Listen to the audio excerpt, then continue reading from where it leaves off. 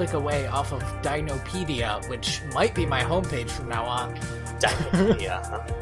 I'm just gonna bookmark it real quick. I did not know that this place existed, but it is rad. The woolly rhinoceros was fucking cool looking. You know, my favorite dinosaur is the Archaeopteryx, which is kind of the proto halfway point between raptors and modern birds, right? Or considered to be. One of my ideas for a tattoo was to get a tattoo of an Archaeopteryx fossil. Mm-hmm. But somebody I follow on Twitter did that, and now I'm like, well, now I can't do that. Can you not? I'm waiting for you to leave. I can still hear you clicking. It's just, now I'm on Archaeopteryx. Oh my god, Tony! Alright, so let's get started. Let's talk, no, wait. Welcome to Direct to Video. VHS? Podcast where we repair movies like fine wine. I definitely forgot to say that when I recorded the intro myself. Oh, yeah. Well, to be fair, I think the last episode... I will say this. We were both just so excited to get our goof on. Mm-hmm. And I'm less excited today. I am so unexcited. We watched two very okay. We watched two amazing Windows wallpapers. Yeah, that's true. They were such good wallpapers, and I guess other things happened. And occasionally a movie happened. A movie got in the way. I'd be like, get out of here, movie. I'm trying to look at this wallpaper. These are some almost shockingly terrible movies. A movie about a dinosaur should be so easy.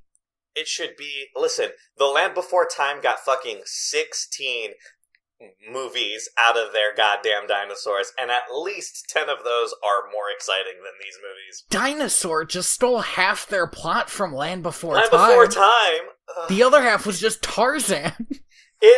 Dinosaur, I don't want to talk about it yet. Right. I want to talk about... So Dinosaur came out in 2000. I want to talk about it after we talk about The Good Dinosaur. Because the things I have to say about The Good Dinosaur are harsh, but not funny. By the way, A Good Dinosaur? Terrible goddamn name. There's no reason for it to be called that. Who's the bad dinosaur? To be fair, there are some bad dinosaurs. Those aren't dinosaurs. Those are pterosaurs. They're different. I would argue that every dinosaur that we meet that isn't a T-Rex or an apatosaurus, which is I think only one, come to think of it, Jesus, what a bare bones movie, is insane. So, actually, the apatosaurus goes insane too. Everybody's insane, which is like a really weird energy in this movie. I have never watched a movie that felt so much like an adult desperately trying to tell an interesting story to a child, but not knowing what the child is into except dinosaurs. This movie feels like a NaNoWriMo entry where about halfway through they forgot what they were doing. Does that fly? I don't want to shit on people who do NaNoWriMo, but we all understand that a lot more work has to be done after that 1 month, right? Both of these movies are boring in very unique ways, which That's is, I the think, thing. Great. They're nothing like each other. It's amazing how unlike each other they are, despite the fact that both movies kind of, they're about dinosaurs. They both have the word dinosaur in the name. And they're both bad. I would say A Good Dinosaur is almost at that level of, spectacularly bad, but more it's just boring, and Dinosaur is straight up boring the whole time. Dinosaur is... and here's why I want to talk about The Good Dinosaur first, because The Good Dinosaur had a scene that worked, and I was so mad that it worked. I was furious, but it did work. Interesting. Dinosaur is kind of just a meh failure from beginning to end. There's no part of that movie that's interesting. Also, I do think The Good Dinosaur is just a better looking movie. And I feel like there's going to be a lot of side-by-side comparison in this episode. Oh, hell yeah. But Dinosaur had more realistic looking dinosaurs, although none of them probably looked like that, with kind of over-exaggerated faces to make them look more human. And A Good Dinosaur kind of looks like Wallace and Gromit. I'm just going to put this here at the top of the episode, and I'm never going to talk about it again. Not enough feathers on these dino boys. Especially in Dinosaur, they all look like they have, elephant skin. Yeah, like just that thick, leathery goodness. And I get why they did that, but also we all knew it was wrong at the time, and they still did it. Yeah, we knew dinosaurs have had feathers since at least 1996. There are some fucking good-looking illustrations of dinosaurs with feathers. There's this T-Rex drawing that looks like a bird, but also a T-Rex, and I love it. I love it so much because here's okay, there are a lot of people out there, mostly people who are about our age to their mid-30s, who are like, man, dinosaurs just don't look scary with feathers. Fuck you. Have you seen an ostrich? Those things are terrifying. Yeah, have you ever gotten close to an ostrich? They're pretty fun. They have teeth in their mouth. Like, they'll fuck your shit. Ah. I want to talk about The Good Dinosaur first because I have a lot of things to say about it, and I don't think a lot of them are funny. I feel like most of this movie is not fun-y. It's also not fun. It's weird. The stakes in this movie are weird. The story is weird. I will say this: there are a lot of narrative decisions that this movie made that are infuriatingly baffling.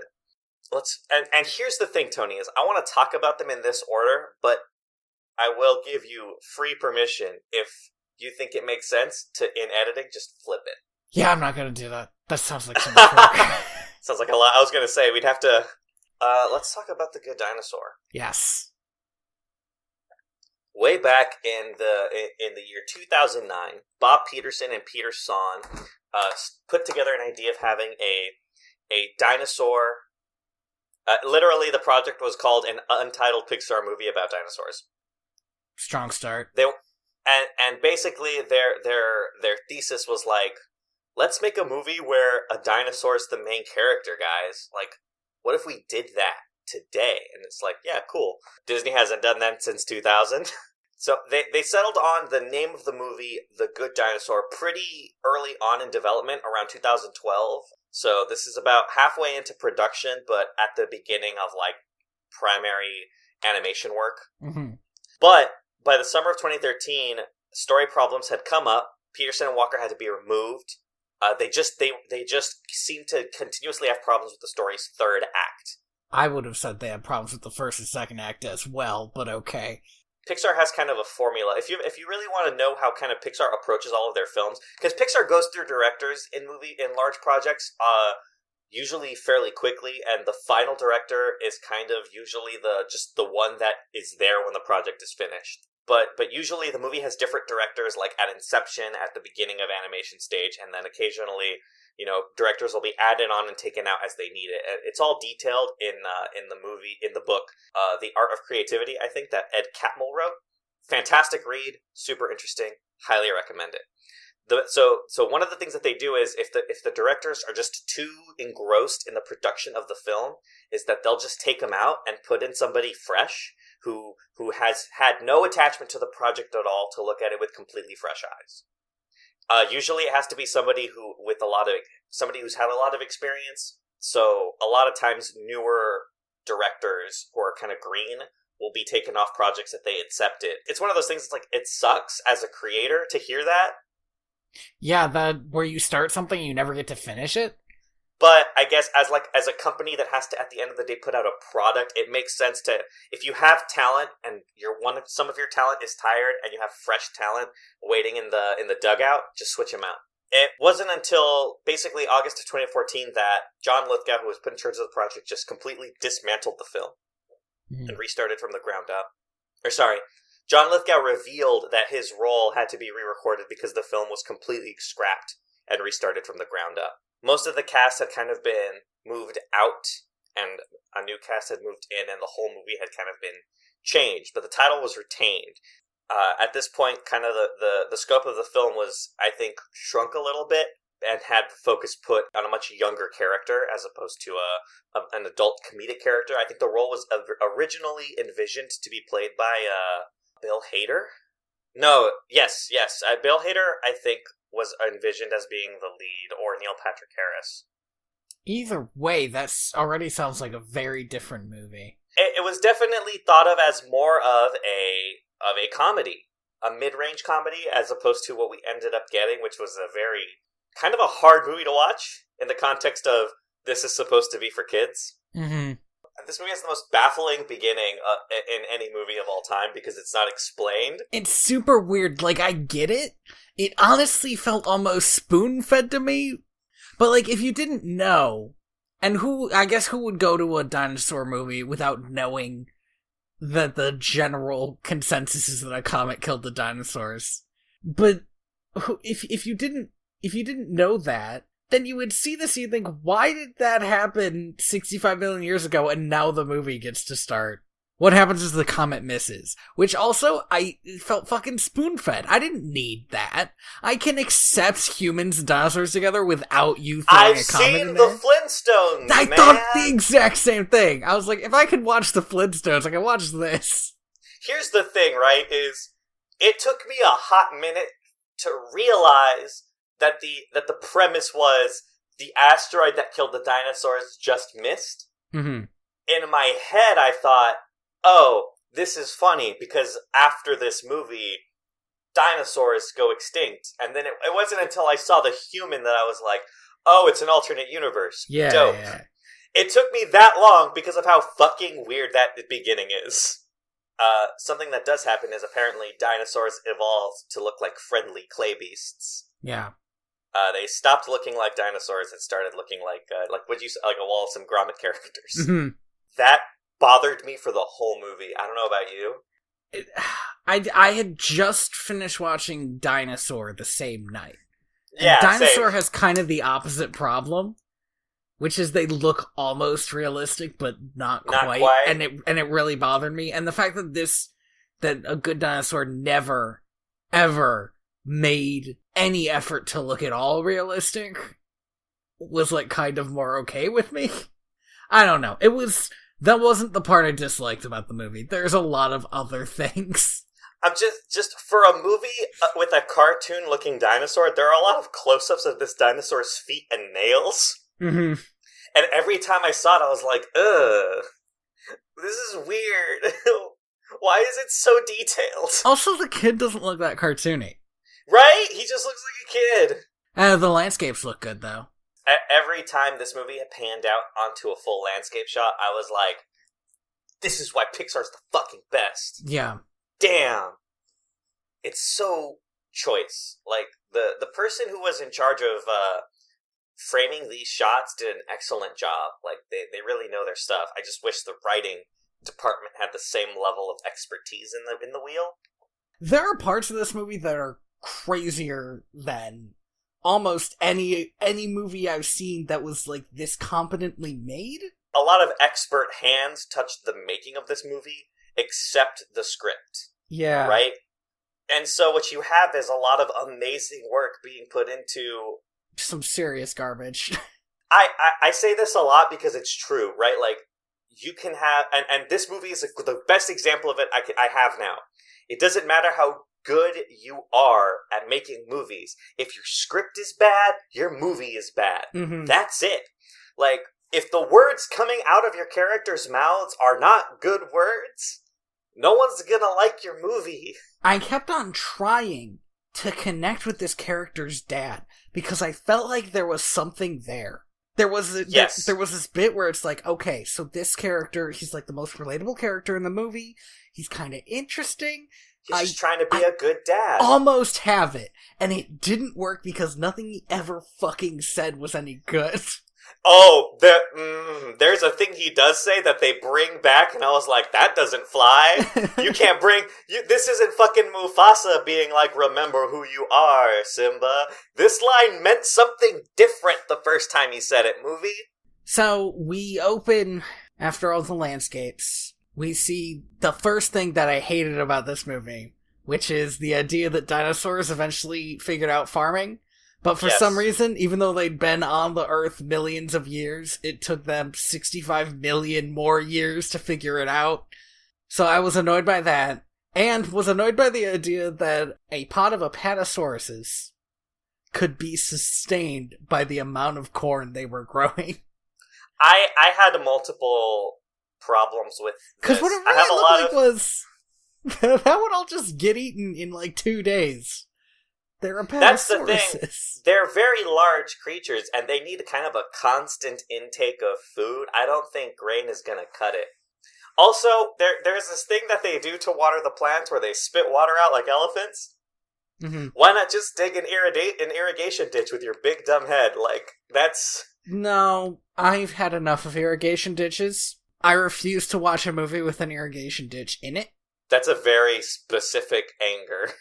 It's thanks to this podcast. What did I do? You don't remember Joseph movie? Joseph in his Technicolor Dreamcoat, was it? Oh, okay. Well, hey, we'll get to Joseph in a bit, or Moses anyway, in the next movie. Oh, there is some Moses-y stuff in that movie. Oh, yeah, right? I know, hella. So, we get, after this initial scene, we get to see Henry working his farm, and we get kind of just a glimpse into who this character is. We get 3 guesses to find out who our protagonist is. It's obviously the biggest egg. I mean, it's the one that's different, and surprise, it's the smallest dinosaur in that egg.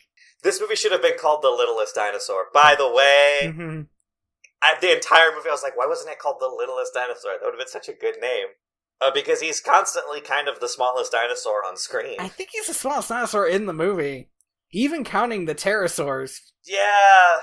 There's like this lizard thing, but I don't know if that counts as a dinosaur. No, that's a lizard. It has like wings. I don't know. And that's horse shit.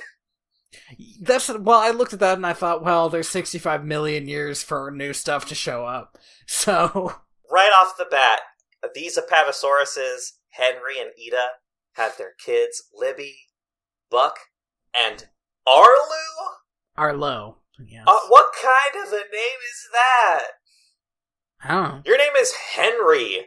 Okay, here's my biggest problem with this movie. I was going to say it a little later, but I'm going to say it now. This is like a Superman movie. If, instead of becoming Superman, Clark Kent just didn't. He just became a farmer. And just stayed on the farm. And this is a Superman movie if Superman became a farmer. Didn't have any powers, and just... So it's Friday Night Lights. And just did the... I mean, maybe, I've never seen it. And Me neither. And just... I assume that Friday Night Lights ends with the football man not becoming a football man, though, because otherwise what's the point of the movie? I thought Friday Night Lights was a TV show.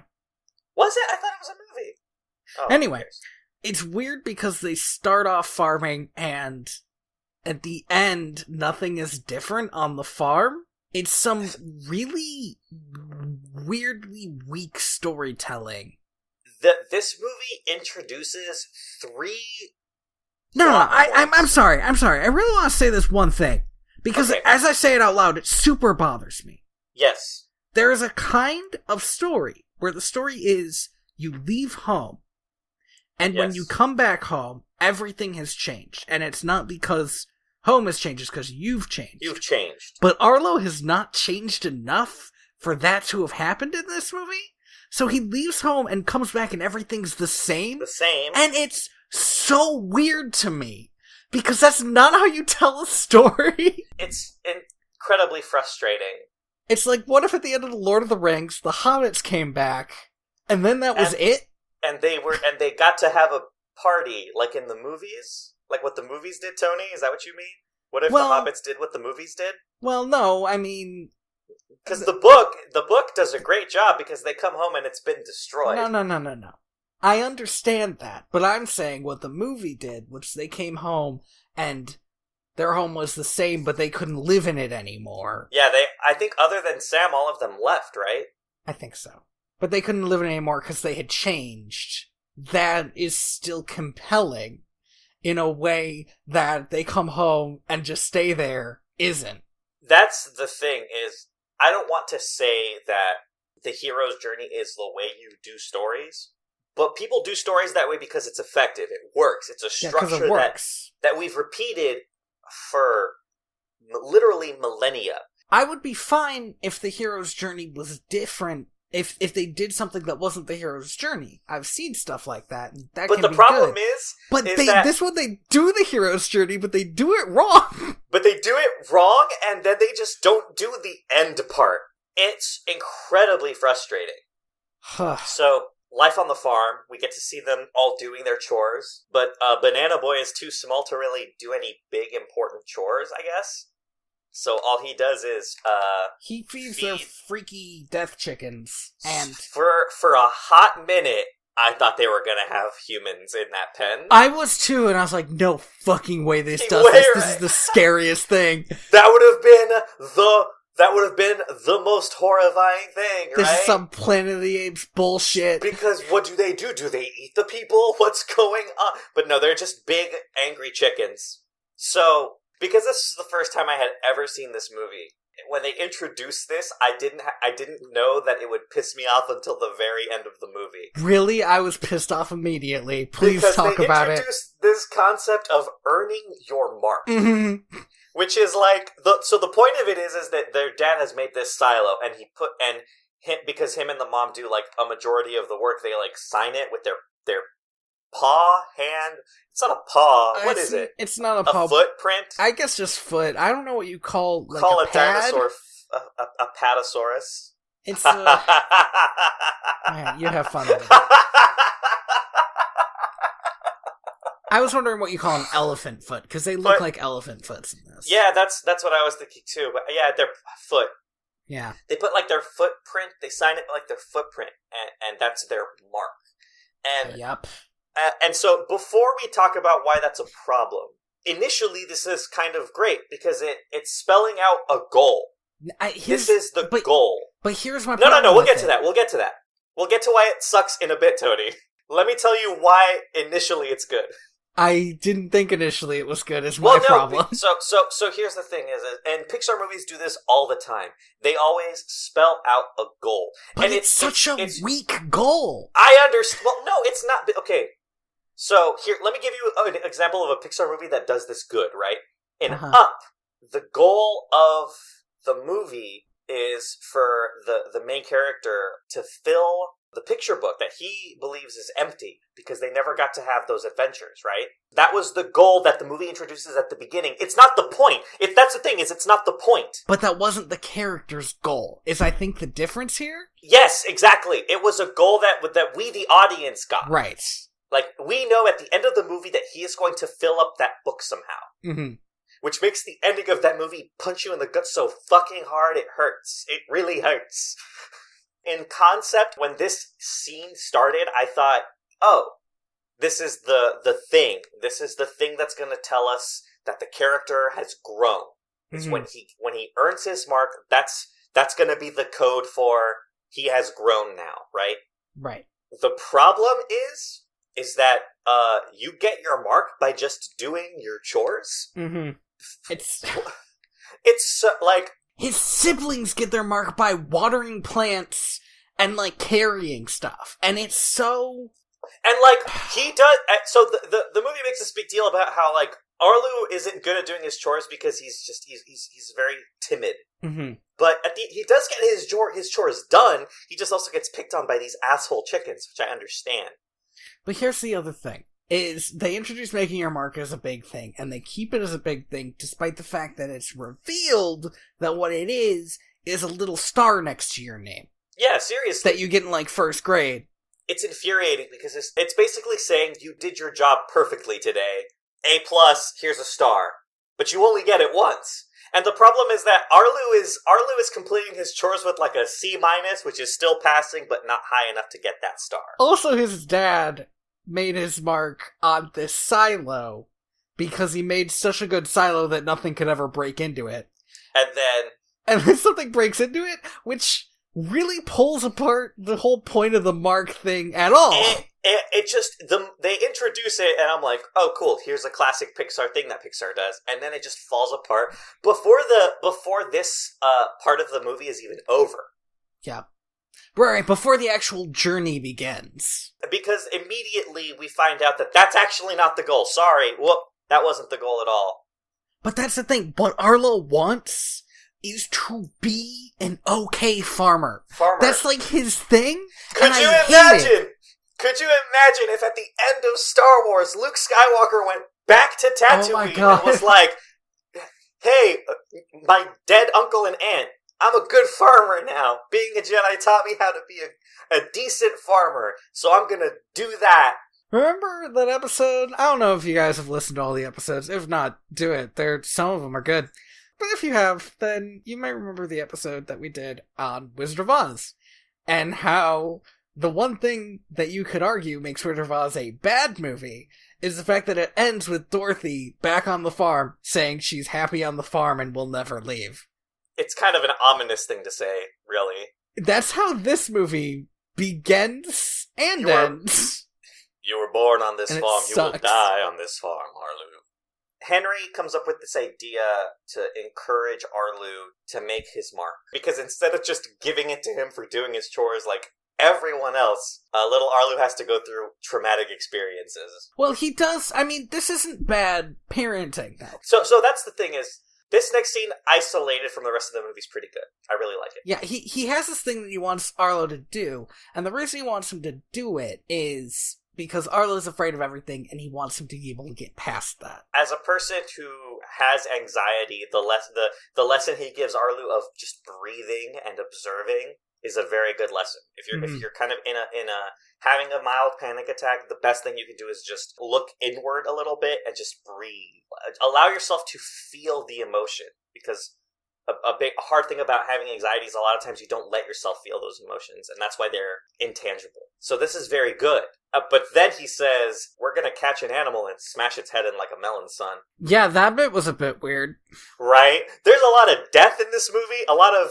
I would call unnecessary death. Unnecessary threats of violence, yeah. We're going to get to some unnecessary death in a hot minute. He gives Arlu just a goal. Here's what you're going to do, Arlu. This is going to let you make your mark. You're going to catch the thing that's been breaking into our silo and stealing our corn. Spoiler alert, it's a human child. So, they set up all these traps for the kid. How much corn could this tiny child possibly be eating that it is threatening their winter reserves? I don't know, it doesn't seem possible, because he's alone. We learned that he doesn't have any family. So he's not stealing the corn, like, running away from it, he's just eating it and then leaving. Yeah. And I would guess that the max amount of corn that something that small could eat is maybe 2 ears. Maybe 3, if it's like a real hungry day. But he's not a big boy. He's a very small boy. Mm-hmm. He doesn't need that much nourishment. So the kid gets caught in the net trap that they made. Hey, I hate this scene. Because watching a child choke himself out sucks? Yeah, I watched this and I was like, is that cartoon child almost strangling himself to death? And the answer is... yes! Yeah. It is very upsetting, and I hate it, and I don't know why you would make a movie with that scene in it. I would think the moment that scene goes up on a storyboard, you ask yourself, when parents bring their children in to watch this children's movie for children, do we want those children to see a human child, choke itself out? I have seen so many movies with rope traps in them, and they're almost all comedically done. And I don't know why this one wasn't, but instead sucked very hard. That's the thing, is the scene, the setup and the premise of this entire scene wasn't comedic at all. It was treated very seriously. Arlu, you're gonna beat the shit out of whatever small animal we catch, and you'll get to put your muddy foot on this rock. Arlu decides to let it go free because he just can't bring himself to kill it. Like, he doesn't want to get close to it, is why he refuses to kill it, not because... But he also does feel bad that it's killing itself because he stops it from doing that. Like, he could have just let the kid choke out and die and he would have done his job. This moment did not have a moment of tenderness from Arlo, I felt like. No, at all. Which is weird for your protagonist. For our hero? Yeah. At this point, Henry comes out, and he's very disappointed, right? Like, this is the job that he gave his son, and his son not only didn't do it, but did the opposite of it. And so he pushes Arlo to go out, and they're gonna go catch it, and Arlo is gonna finish his job and earn his mark. God damn it! If it's the last thing I do, probably shouldn't say that. Probably should. The thing that I like about Henry, he's almost a good character, and it sucks. I feel like if he had an entire movie, maybe he could have been a really good dad character, because he acts like a dad. Yeah, well, he drags him out. He's like, this is the thing I told you to do. This is what you're gonna do. You can't always be afraid of everything. And he drags him out, and then Arlo, like, falls and hurts himself. And he realizes, this is enough. I can't push you to do any more. And then, all of a sudden, out of nowhere, in a way that's not how weather works. I will say this, is that this happens so suddenly and so violently that I out loud just said, oh fuck! So what happens is, like, these rain clouds roll in over the course of the scene. As soon as they step outside of the farm, just dramatic rain. Yes, even though it had been bright sunlight a second ago. I will say, if you look at the little bit of the sky you can see the clouds kind of coalescing over the course of it. But it is still definitely way too fast to be reasonably possible. It's just that, like, the the fucking river floods enough to take out an apatosaurus. That's the thing. It looks kind of like the Hoover Dam broke, right? Yes. Like, this just massive wall of water is coming at Arlo and his dad, and his dad pushes him up to the high ground, and before he can make it up, just... This scene is so vividly, like, shocking. It was not cool. This would have made a child scream in the theater. It was not cool, but honestly, it's such a well-done scene that if the rest of this movie were any good, the whole thing could have hinged on this crazy, kind of terrifying scene. The whole scene is kind of just a massive Lion King theft in terms of framing. The framing is, like, exactly the Lion King. But unlike the Lion King, there is no antagonist. It just happens. Unlike the Lion King, blaming yourself kind of makes sense. But that's something I also don't like about this movie. Arlo never blames himself. He blames the critter, which I sort of took as a way to blame himself. But then, when he finally forgives him, he never even says it was really my fault or anything like that. It kind of bothered me because, frankly, if I was in this situation, damn right I would blame myself for getting my dad but that's the thing, right? Is and obviously it's not anyone's fault. It's an accident. Is the thing, and that's why it's so shocking. This would be classified as an act of God. But the thing is the scene is framed so horrifyingly because it smash cuts to his grave. Yes, there's Henry looking at his son and giving him this, like, small, comforting smile. Just a smile that says everything's gonna be okay. And a huge wave. Just a whole wall of water. Just crashes into him, and then we're looking at a grave. It is honestly the most shocking death I've seen in a movie probably since Serenity, where I was just like, oh shit, I guess this happened. I'm a leaf on the wind. But here's what really gets me is, after I watched the whole movie, I realized Arlo's dad had no reason to die. He had no reason to die. This whole movie would have been the same. Exactly the same. It also doesn't help that later on in the movie, a wall of water of similar size and velocity hits Arlo, and he's perfectly fucking okay. Here's the other thing, is that in a good movie, Arlo would have been fucking gone. He would have been out of Dodge. He would not have gone back home. That's the beginning of the journey. That's the instigating moment.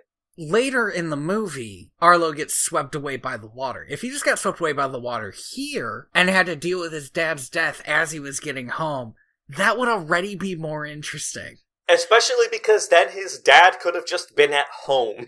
Yeah, oh man! Because the thing is that in The Lion King, which is a movie that we talk about a little too much on this podcast. But this is also, as we're talking about Henry dying, that's what I was thinking about, because, well, when you said he should have left and never come back, I thought, yeah, you know, in a good movie they did do that. I wasn't even thinking about that. Yeah.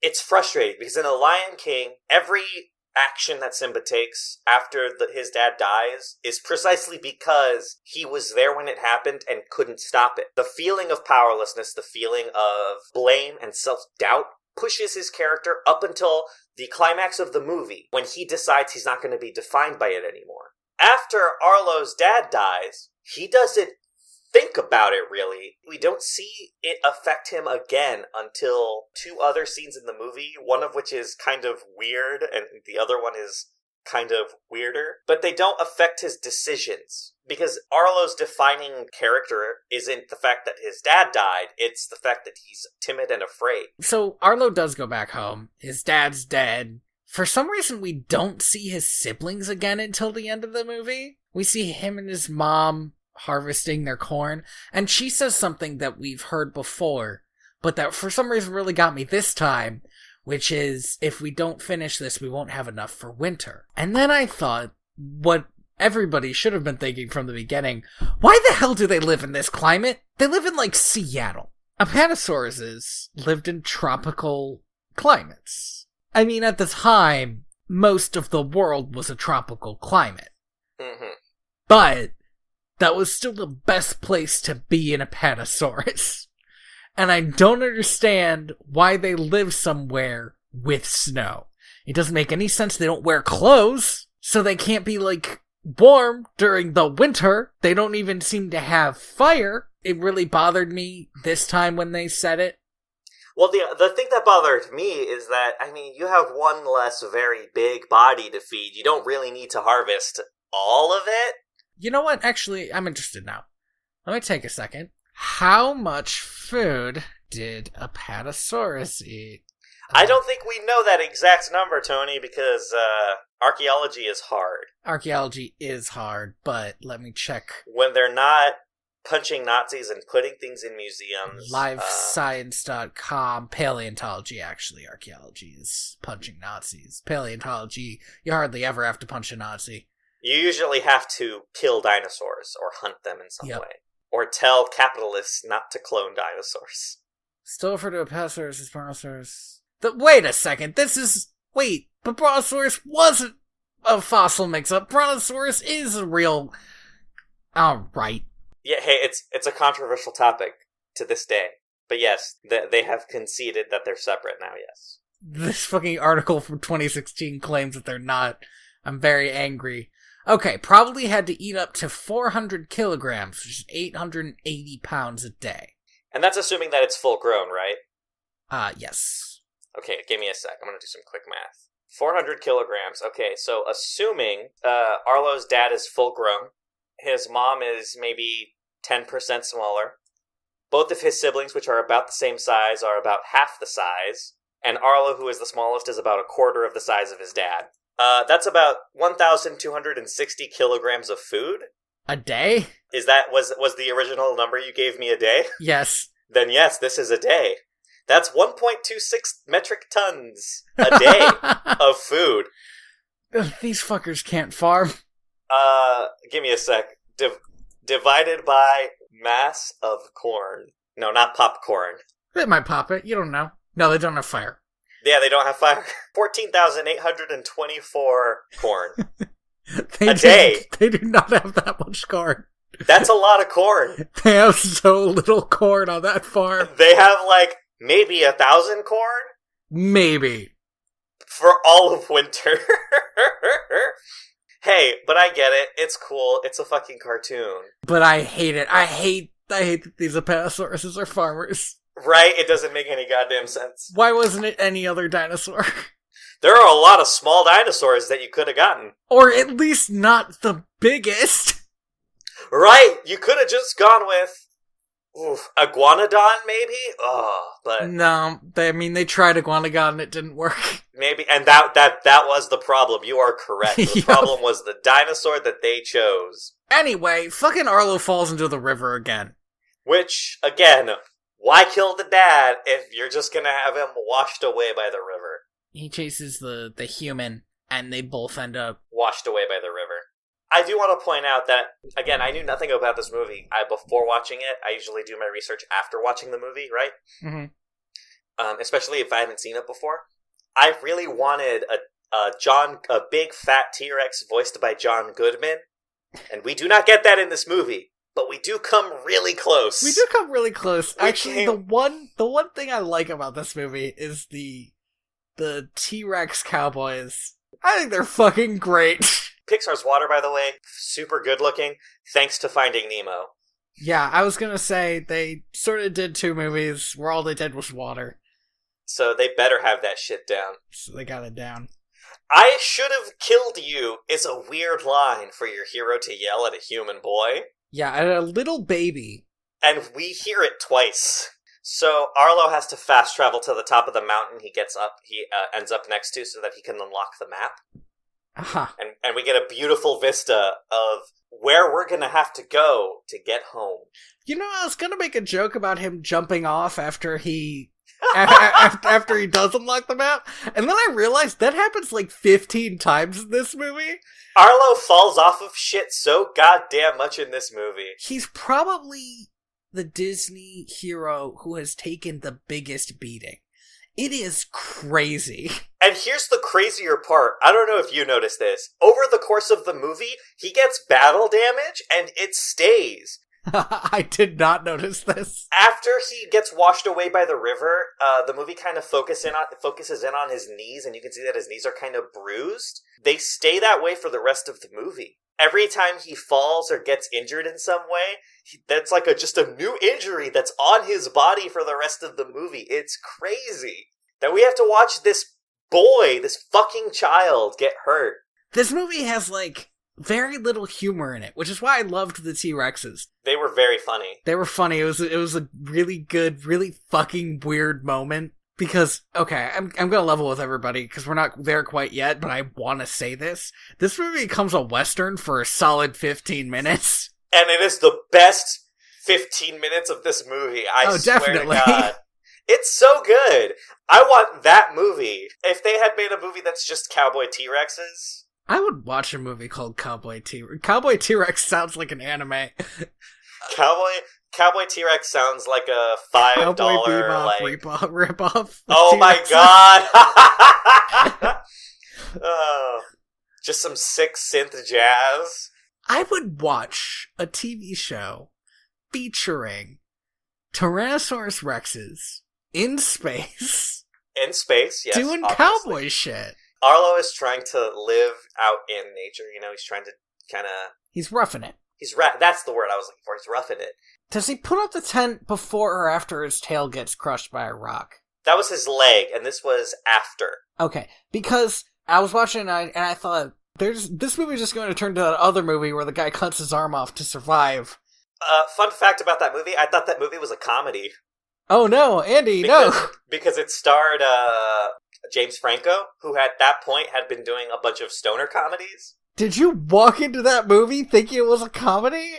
No, I walked into a living room in which my aunt was watching that movie with a bunch of other family. They were super engrossed. I walk in, look at the screen, see James Franco and go, that guy's fucking hilarious. And then I left! Oh no. I can't believe there's a whole section of your family you're not allowed to talk to anymore. If anything, it just proved fears they already had. But here's the thing, I had that thought, this movie is just going to turn to the movie where he cuts his arm off. And then, later, I don't want to bring the T-Rexes up again before we get to them, but I do have to say that later it turns out that they did that. They were in that movie. There is a movie, a movie in which a T-Rex does 127 hours. That's kind of what this movie feels like, where it's just, what traumatic, horrible shit can we put Arlo through in this scene? Every new scene feels like another awful thing. Like, this kid has a rough couple of days. In a little bit, we're gonna meet the first dinosaur, which honestly, there were no other dinosaurs in this movie up to this point, so I did not know if we were going to see one. I was very worried that this was just gonna be like, what was that movie where Leonardo DiCaprio gets fucked by a bear? Just like a long stretch of movie where it was just no talking and just raw wilderness survival. There is a little bit of that, like, more than makes sense for a kid's movie. Yeah, so, Arlo tries to live off the land. But he doesn't know how. The kid starts bringing him food, and he doesn't get what he's doing at first. Because he's doing that cat thing, where a cat brings you a dead mouse. He brings him a dead lizard, and Arlo's like, gross. Yeah. He bites the head off of a bug, yep. Which I was like, what the fuck? Yep.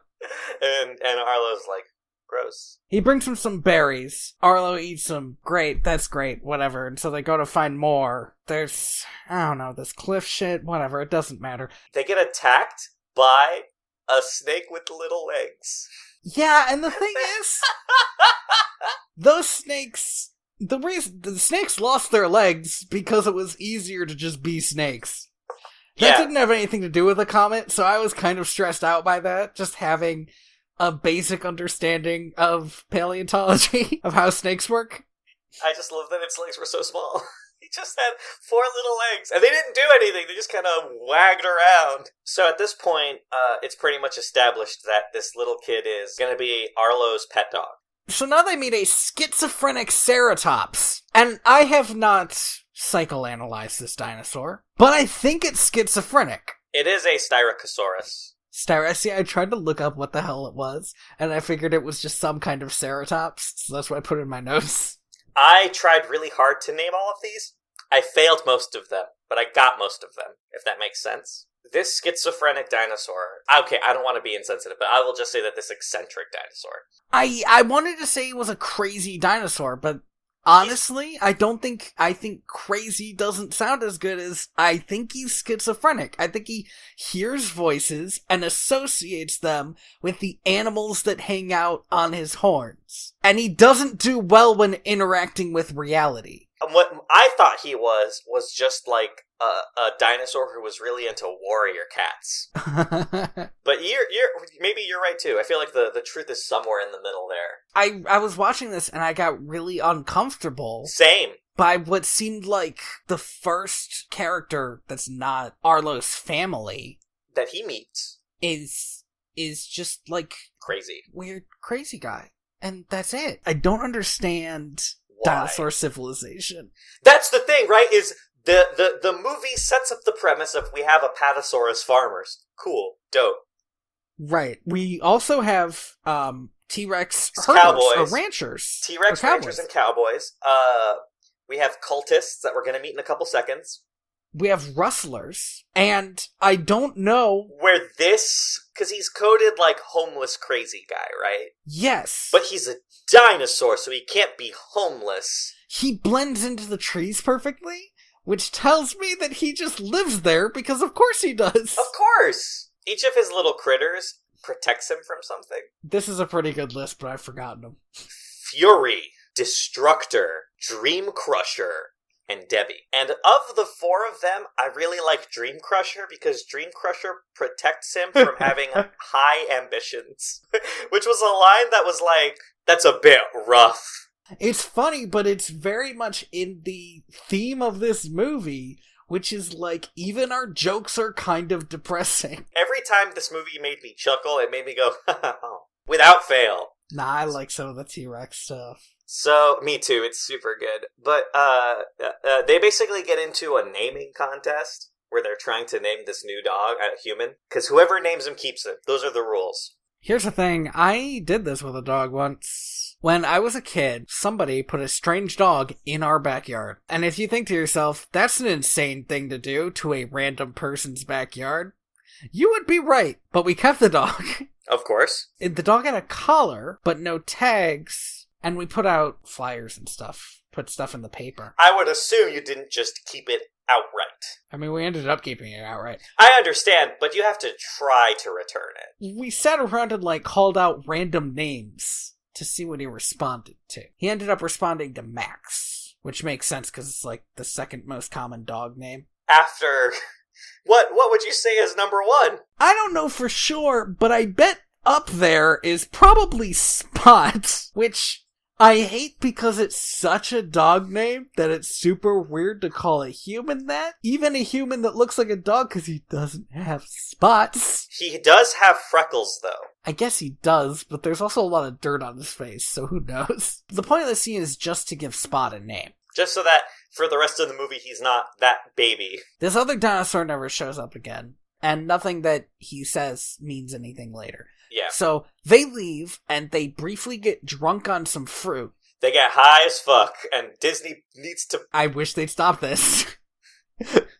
But also, they treat it like they're high, but rotten fruit gets you drunk, not high. So I don't know what the hell... Maybe it was like rotten high fruit. Maybe there were some magic mushrooms growing inside the fruit. Of it, yeah. some fungal shit. This scene lasts like 0.2 seconds. It's very short, but it feels like an eternity because the entire time it's happening, my only thought is, Pixar, why? You have never done anything like this before in any of your movies. Why now? In this movie where a child loses his father. This is when I asked the question that I, in the back of my mind, had been asking the whole time, which is, who is this movie for? We got a dead dad, a crazy dinosaur, a human who's a dog, and now they're drunk. And, like, I don't get it. What really bothered me is right before this movie, I had watched Dinosaur, which is a movie that is not very good, but has the kind of plot that I understand. It has kind of a... You ever watch Animal Planet? Yeah! When they take a film from actual shit happening in nature, and they give characteristics to the creatures. Yeah. That's what Dinosaur felt like to me, just not very well done. And I thought, okay, that's what this is. I don't know what this movie is. That's the thing, is it's so amorphous. Like, I said earlier that at some point during the production of this movie, they just scrapped everything they had and just redid it from the ground up. But it really feels like that when they did that they still didn't have anything tangible. This movie is so all over the place. It's got so many premises, but no ideas. At this point, after they get super drunk and they're hanging out together, Arlo is trying to explain to Spot that he misses his family. He's like, hey, Spot, let me tell you what family is. Family means Ohana. Wait, no. I hate this scene because Spot is a dog. I know he's a human, but he's a dog. But he's a dog. And they could have had a scene where Spot seemed to basically understand and tried to comfort Arlo. But instead, they had Spot completely understand and tell him that his family is dead. Was also dead. Which not only was a bad scene, but made me ask questions like, is there human civilization? And my understanding is no. Because I actually don't think Spot's a human. I think he's a Neanderthal, or something that's about to be a Neanderthal. No, dude, these guys are straight up cavemen. They are humans. But they don't stand upright, except sometimes they do. kind but of. They do. But they do is the thing is they do. Because they do. Anyway, this movie's bad. Here, let me bring up something that bothered me for the whole movie. It's kind of a small thing, which is that every human walks on the flats of their hands. All of those humans have carpal tunnel. We're not made to do that shit. Even if you look at any primate, like, they don't walk on the flats. They walk on their knuckles. Because if you do that to your wrist, that's fucking carpal tunnel, dude. You're hyperextending those tendons. I remember what bothered me about Spot's family. He's the one who brings up the idea of burying somebody. That suggests that there was somebody to bury his parents. They have burial. They have a concept of ritual burial. Which sort of led to the question, why is Spot alone if somebody buried his parents? Yeah, because obviously he didn't do it.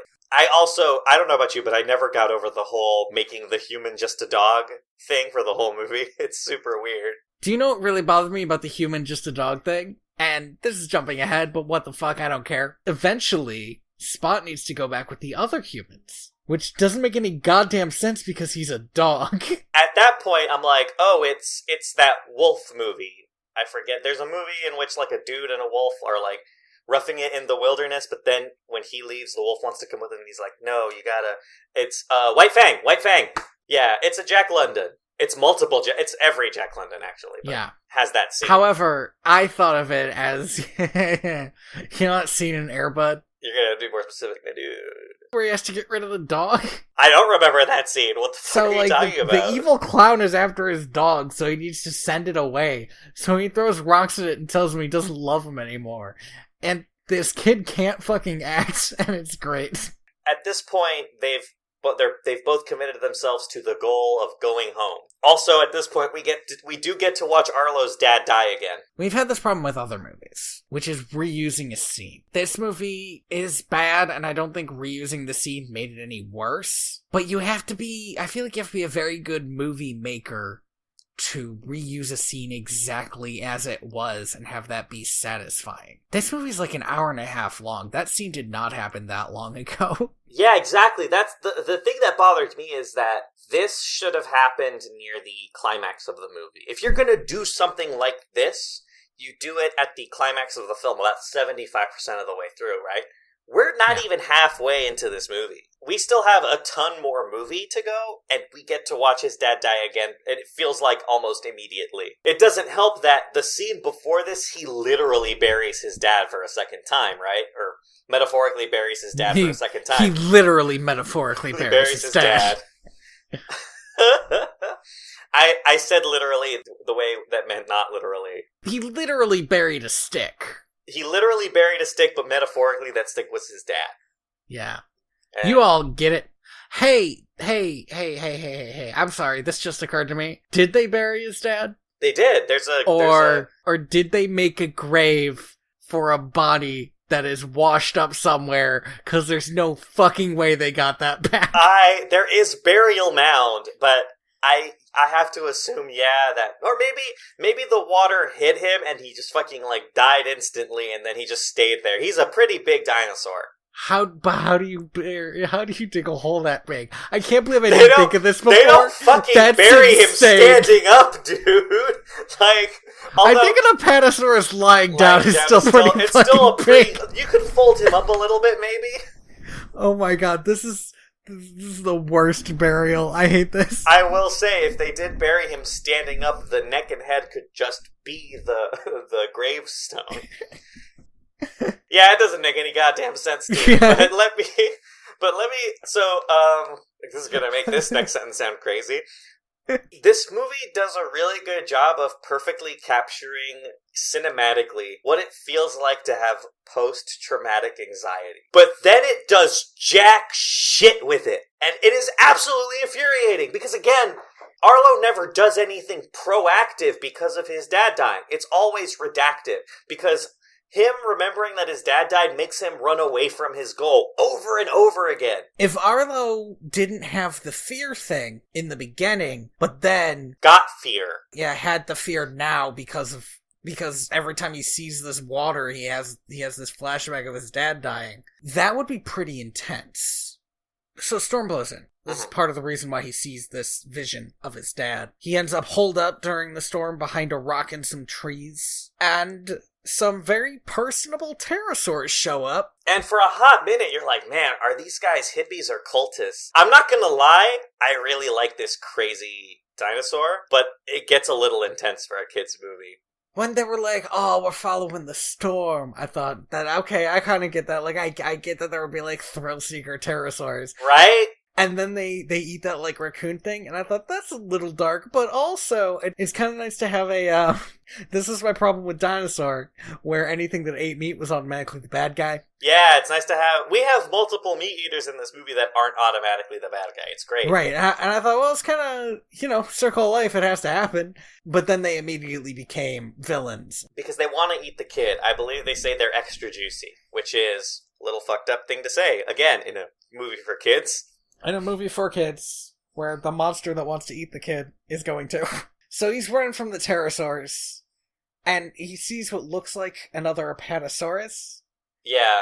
But it's not. It's these two T-Rexes, and I was so psyched. You could tell from their character design, these aren't going to be bad guy T-Rexes. Yep. They, automatically have smiles all the time. And they're also just designed in a very friendly way. Yes, I actually love the way they run. I think it's probably a lot like how a T-Rex actually ran, and it's so cool to watch. Hey, listen, man, I'm gonna tell you something, alright? You know the way that they're running? You know when a kid has a stick horse? And they're trying to run like they're riding a real horse? Tony, that's how they're running, Tony. Yeah, they're doing like a gallop. They even have their little. They even have a one claw up as if it's holding reins. I'm not taking it back. I still love how they run. It still definitely looks cool. I didn't key into that's what that run animation was until about the third time I saw it, where I was like, oh, that's a pretty good joke, actually. The Tyrannosaurs chase away the pterosaurs, thank you. And they almost ate them, which is too bad, because they could have eaten them, and I would have been fine with it. Here's the thing about dinosaurs. I don't hold them to the same laws that I hold humans. Yeah, it's because they're dinosaurs. If they ate those guys who were trying to attack a couple kids, fine. Yeah, man, do it. Go for it. But they didn't. At this point, we meet their dad, Southern Sam Elliott Tyrannosaurus, which is so good. Not John Goodman, but it's such a good choice. I love Sam Elliott because anytime anybody needs a cowboy, they always get Sam Elliott at some point in the movie. If cowboys are involved, you're going to find a Sam Elliott somewhere in there. It's like his job. I mentioned this before, but at this point, for about 20 minutes, this movie does become a Western. And it's so good. It's very good. It's the best part of the movie. The other parts of the movie are trash. It is a goddamn shame when we leave that part of the movie. There is a movie in which Arlo doesn't go home. He stays with these tyrannosaurs and just becomes a cowboy dinosaur. Yep. And that movie is called The Cowboy Dinosaur, and it's a better movie. Also, T-Rex is herding buffalo, or longhorn cows, or whatever these are. They're definitely like a kind of proto-cows. Yeah, certainly makes a lot more sense than apatosaurus is growing corn. Especially because it's enough cows, and they're big enough that I think, yeah, one of those could feed all three of them for maybe a week. Yeah, especially because carnivores have different eating patterns. They can eat a big meal and then be fine for a while. And then they're kind of like in a vegetative? They're super calm for a while. This seems like the most fleshed out part of the movie. I feel like the person who wrote this specific part of the movie really should have been... as soon as they wrote this scene, they should have gone to Ed Catmull and been like, hold the phone, I found a better movie. This is the movie we should make. Or at least we should get rid of the rest of the movie, leave this 20-minute part, and make that like a short that we put at the beginning of Frozen 2 or something. If you ain't scared of a croc biting you in the face, then you ain't alive. Oh, man. That's what a fucking good scene. Right? Oh, Jesus. And that's the thing, right? Is up until this point, no character has told Arlo it's okay to be afraid. My understanding from watching this scene is that that's what his dad was trying to tell him, but never really got it across. Yeah. This is the one scene that made it okay for him to have a dead dad. Because, like, here's what he was trying to teach you, and now they're helping him learn it. Here's another dad. Yo, I heard you like dads. So I gave you two. And they're both dinosaurs. There's a give and take here. Arlo decides to help out the Tyrannosaurs, and in return, they'll help him get home. Right, because they lost their herd. And he lost the river. So, using Spot's amazing dog skill of sniffing out prey. Here's the thing, is humans don't have very good senses of smell. And T-Rexes probably did, but whatever, fine. Maybe they all lost their sense of smell from their crazy, wacky adventures. Maybe they did. They find out that their longhorns have been stolen by rustlers. I don't know what these rustlers are. They're velociraptors. They're straight up Okay. velociraptors. But here's the thing, is they have these weird feather eyebrows that are super fucking gross. Man, I was not about it. These are some gross-looking velociraptors. They're also the only dinosaurs that have feathers. Yeah, which again, they all should have had feathers. And honestly, the design for them could have been less weird-looking. But, these were the bad guys, so I get it. These were bad guys, yeah. They looked very sticky. They have a plan to trick these velociraptors, and at this point, Arlo earns his stripes, and he beats up a couple himself. Yeah, he actually saves the Sam Elliott. big T-Rex, Sam Elliott, from being taken down by a couple of them. At this point, they decide to just kind of drive the Longhorns back to wherever they come from. I know there's reason to drive cattle, but I actually don't know what it was, besides to slaughter them. The reason that humans drove cattle was to get them from the grazing lands up to the trains to slaughter them. I don't know why the fuck these Tyrannosaurs are driving them around, but... Well, maybe that's what they're doing. Maybe they go to graze them. They're taking them from the grazing lands to somewhere to slaughter them. There's a lot about this dinosaur civilization that I want answers to. Is there a city? Yes. Is there a metropolis? If there are dinosaur farmers Is there a dinosaur tax man? Oh my, is there a dinosaur tax man? If there was a dinosaur tax man, does he have he has like little glasses made of wood? I mean, yes. Maybe a little tie made of leaves. He's probably an oviraptor, an egg stealer. I don't think oviraptors actually were egg stealers. It sure is shown holding a lot of eggs.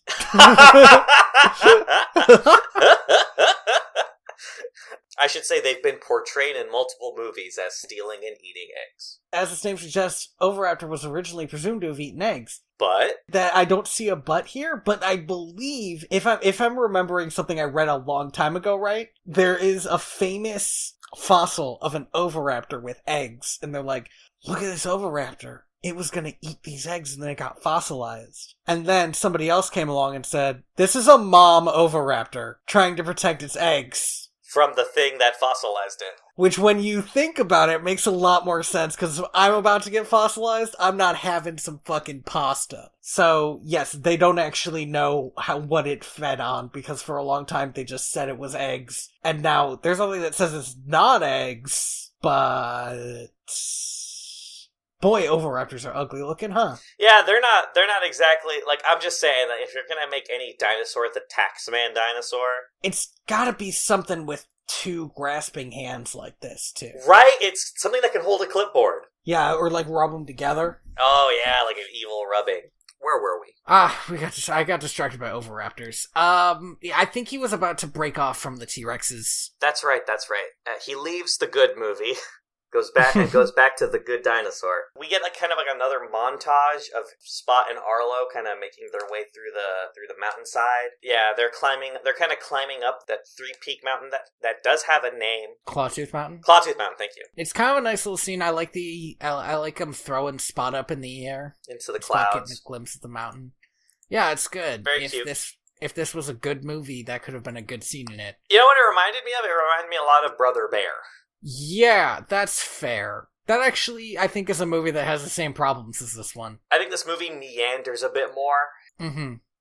But also this movie's definitely a lot prettier. This movie's fucking gorgeous. At this point, while they're howling and just kind of having fun, we hear another howl in the distance. And in the distance, we see another human, a man with a long beard, howling back at them. Spot looks like he's kind of itching to leave Arlo and go with this human being. And Arlo's like, nah! Yeah, it was like a weird scene because I wasn't sure what was going to... You know, it's clear that he's supposed to be with his own people. Yes. Except again, he's just a dog. He's a dog. So, that was so weird that's part of it. The problem is that if dogs were this intelligent, having them as a pet is fucked up. Arlo went from having a plucky little companion to stealing a baby. Right. Once you say, no, you can't go with the other humans, that's stealing a baby now. That's stealing a baby. Now you're the oviraptor. Because Spot would howl occasionally. He's been looking for other people.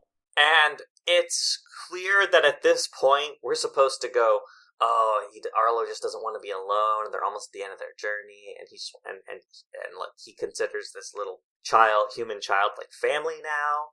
But what I think is, Arlo just stole a baby.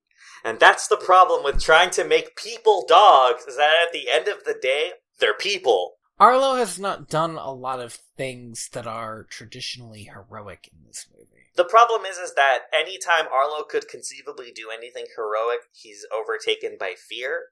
And anytime Arlo tries to do something that's obviously bad, he just does it. Yeah, so they leave this old guy, and I guess he fucking dies or something. No, he follows the shit out of them, because he comes back at the end of the movie. Is that the same old guy? Yeah, it's the same old guy. It took me a hot minute, but I did kind of go back because I wanted to see if they're the same old guy.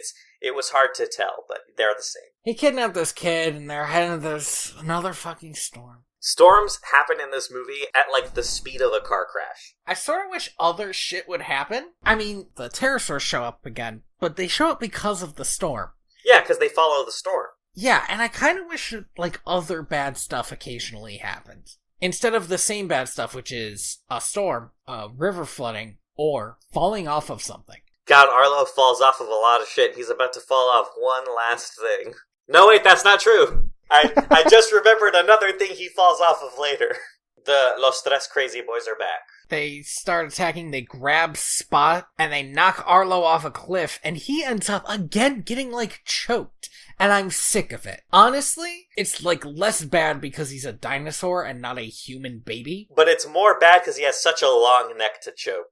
But it's like, I don't need to see people getting garroted all the time in my movies. It is a lot. In my kids' movies in my for kids' children. movies.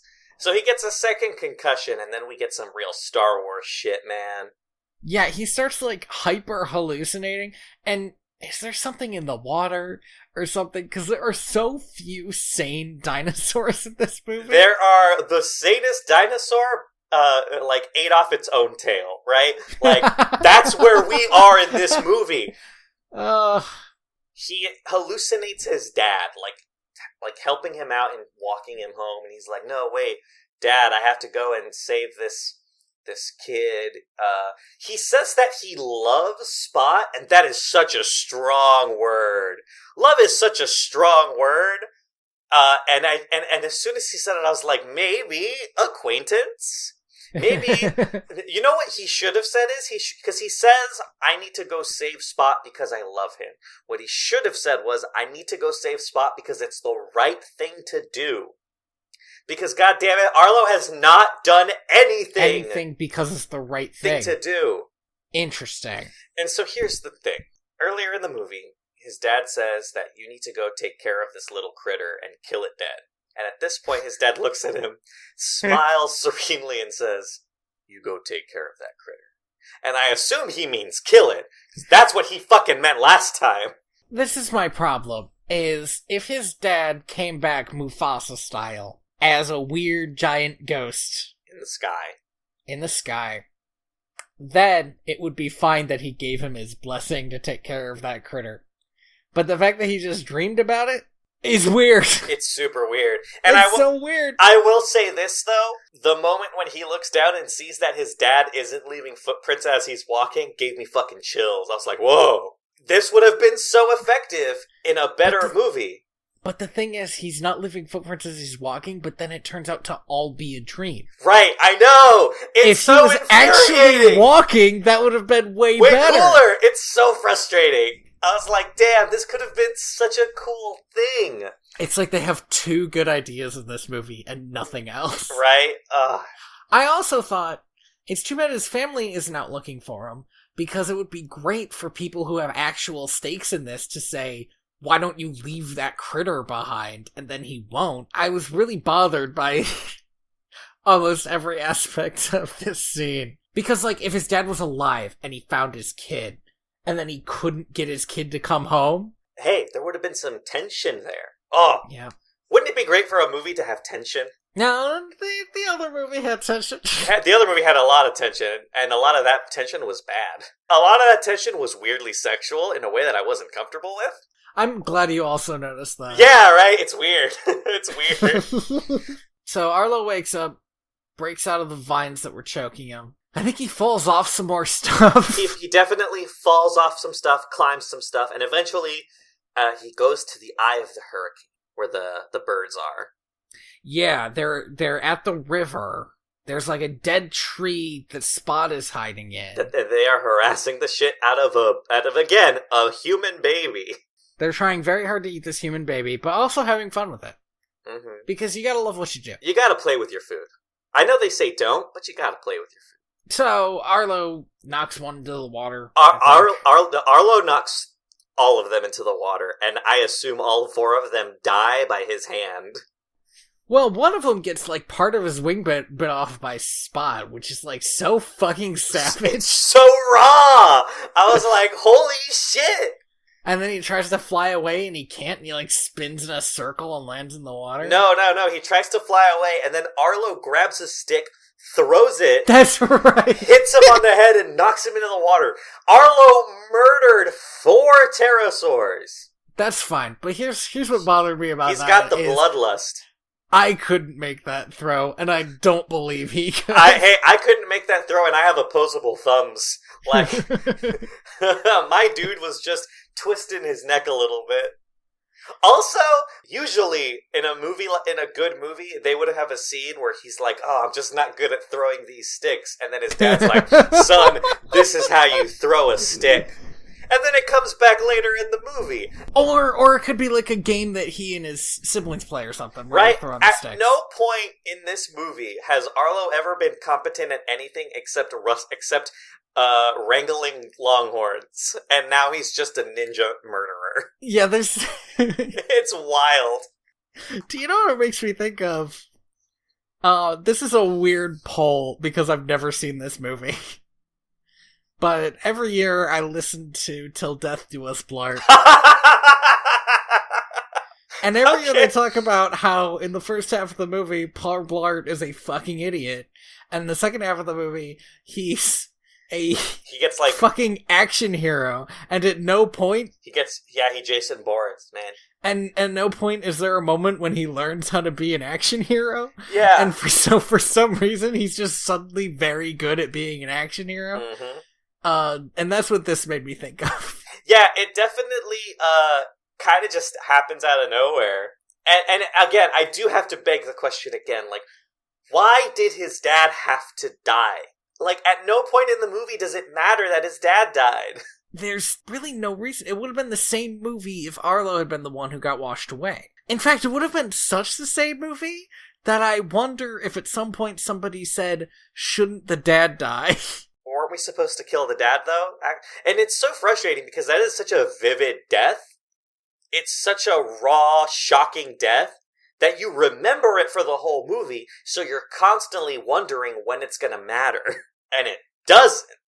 Because at this point, Arlo has killed all the pterosaurs, but Spot is now being swept into the river, and Arlo, like, football leaps as a giant wall of water, exactly like the one that killed his dad, is washing towards Spot. And This time he's gonna save Spot like he failed to save his dad, I guess? But the thing is he gets hit by this wall of water and he's fine. And also he doesn't save Spot, because he still has to do that. This whole scene, he's suddenly, like, way cooler and way better than he has any right to be. And the thing is the moment he becomes cool isn't when he tells his ghost dad to fuck off. It's when he says, "It's time for me to find out who I am meant to be," which is a line I think that Sam Elliott, Tyrannosaur, tells him. That once you get past your fear, that's when you find out what you're made of. That's the line. What you're made of. So it's not even his dad. It's Sam Elliott, surrogate dad. It's so frustrating. So, let me guess. They're about to fall over a huge waterfall. Sharp rocks at the bottom. Yeah, looks likely. But then they do? Yeah, but then they do?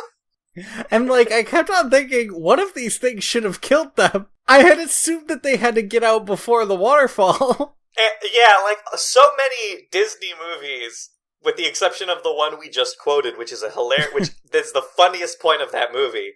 When they do we're going towards a waterfall seriously, though, they get out before. But this one, they straight up just fucking fall out. So they get out of the water, and it looks like Spot is dead, and then Arlo breathes on him like a... Oh, shit, you know what we didn't talk about? We didn't talk about the fucking lightning bugs. Yeah. That's like a big symbol in this movie that doesn't fucking matter, like everything else in this movie. It doesn't matter, but it looks good. It looked super pretty. It looked like something that belonged in Brave. So anyway, he breathes on Spot, and magically Spot coughs up some water and is fine.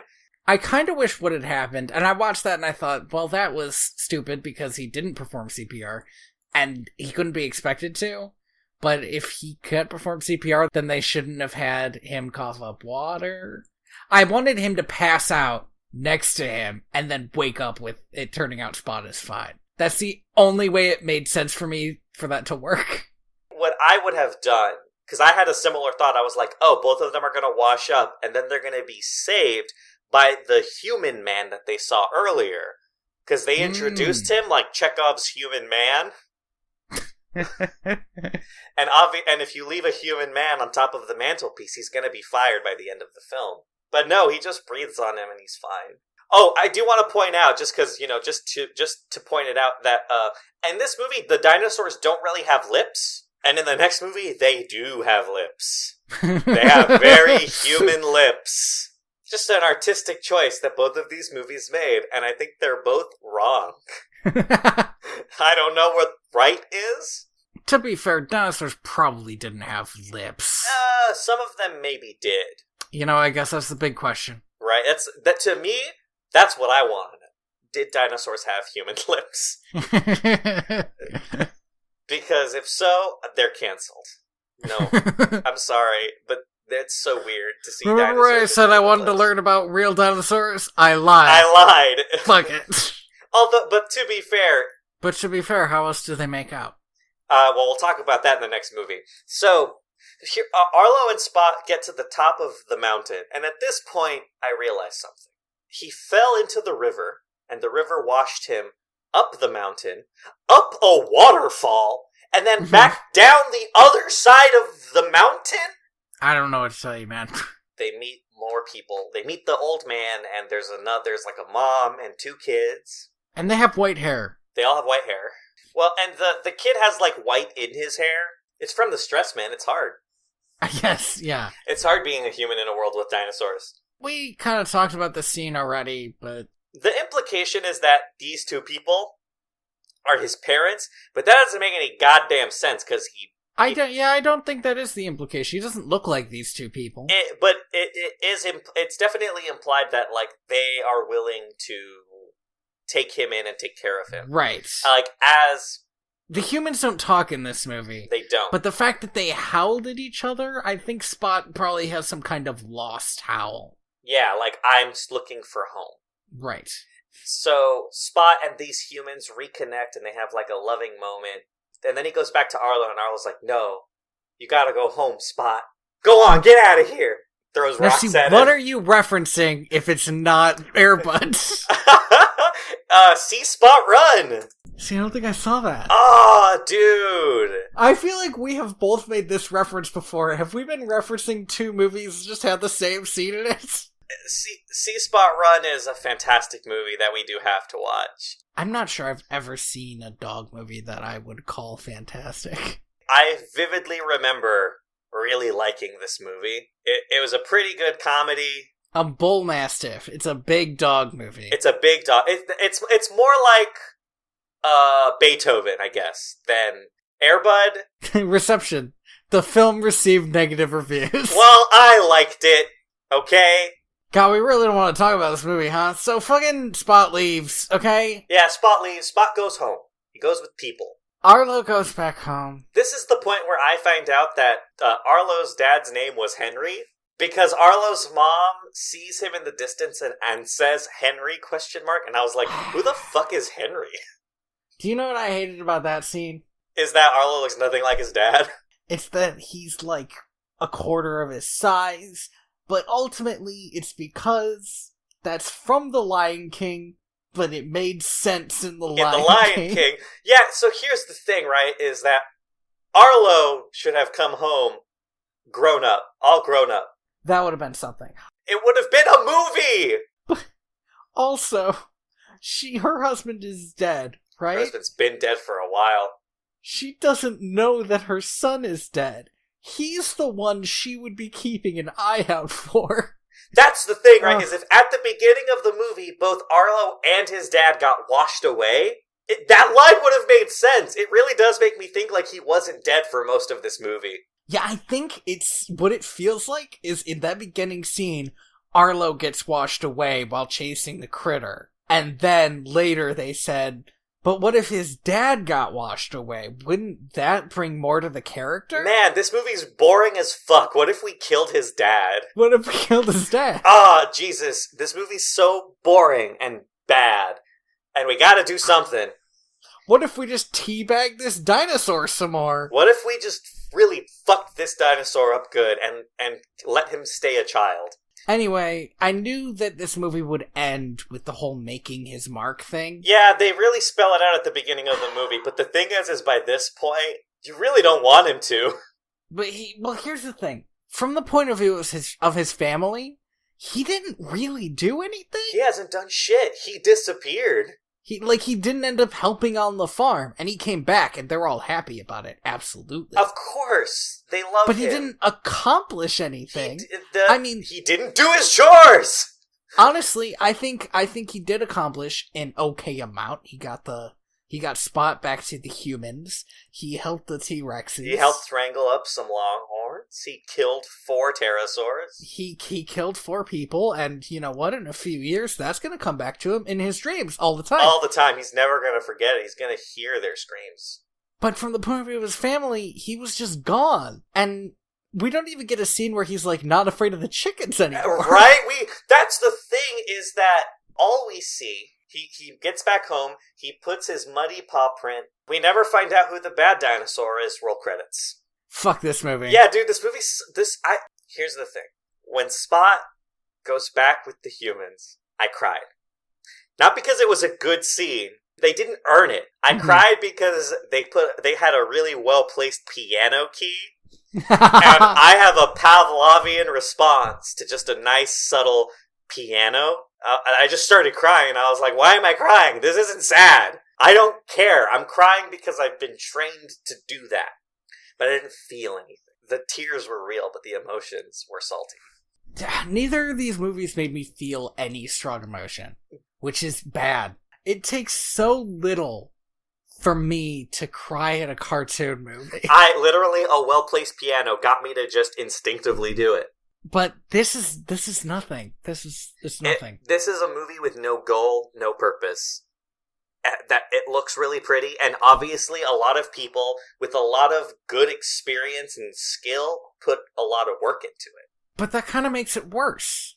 Yeah, because it's wasted. Yeah, if this was just a bad movie like fucking The Wild or something, then I could just dismiss it outright. But this clearly had a lot of work done on it, and it's just like not Finding Nemo. And it's clear that the people who put work into this movie really put work into this movie. Pixar is the best for a reason, because I think this is their worst movie. I haven't seen the Cars movies. I've seen Cars 1.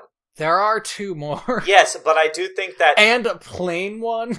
That wasn't made by Pixar. That was Disney TV. Was it really? Yes. Or that was Disney and Disney. That was a third animation studio that Disney owns. I've never seen a Cars movie. Up till now, my least favorite Pixar movie would have been Ratatouille. Bold choice. I don't think it told the story very well. I just really like the scene where he eats the ratatouille. That's just such a good scene. I don't know. It feels like there's so much build up to it. They named the movie Ratatouille. I know, but I thought up until that point, I just really liked the scene. I thought it was, that character of the food critic was very good. But yeah, A Good Dinosaur is barely watchable.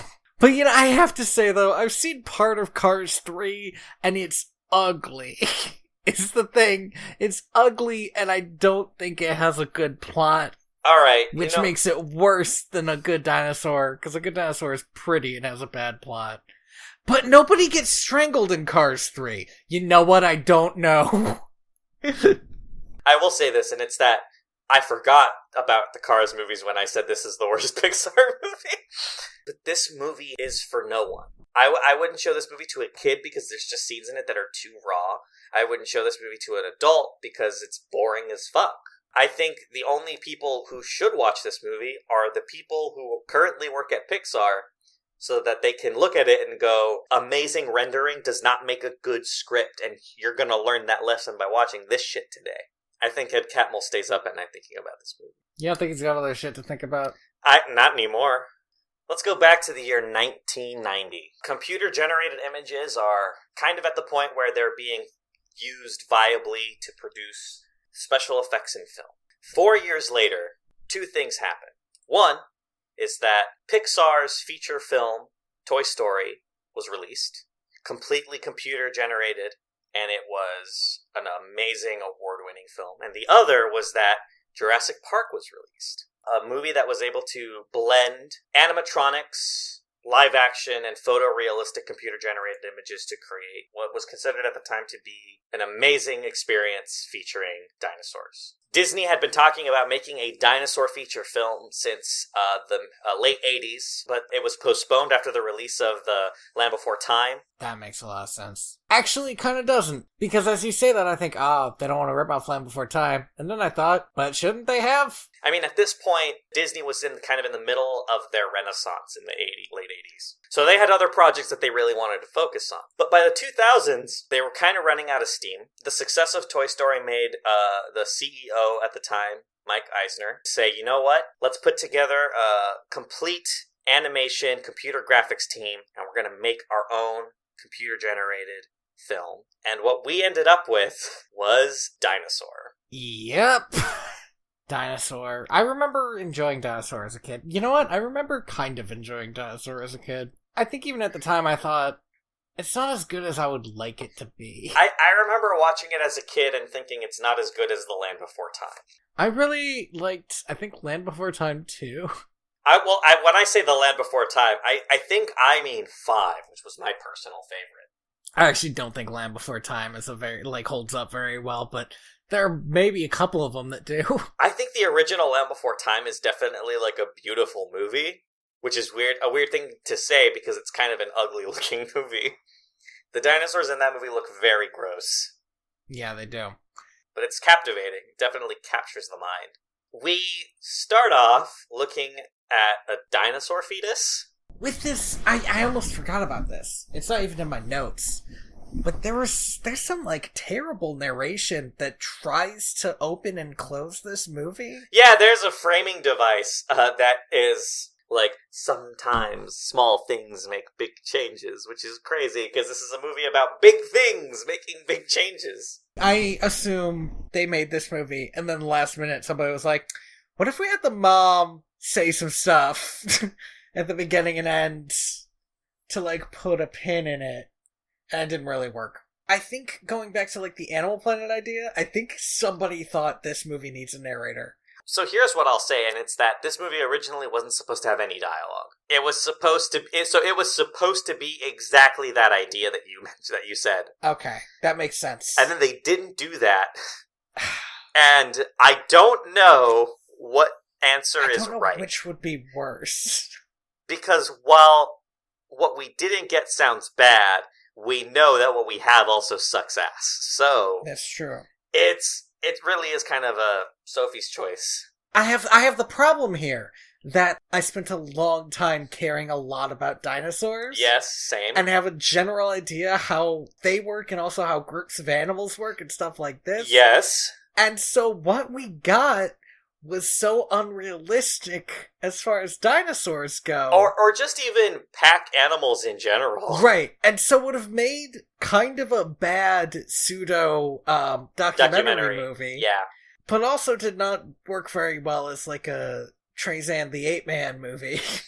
Yeah, this movie is really being pulled in a lot of different directions, unfortunately. So, we zoom out and we see a nest of eggs that actually looks really nice.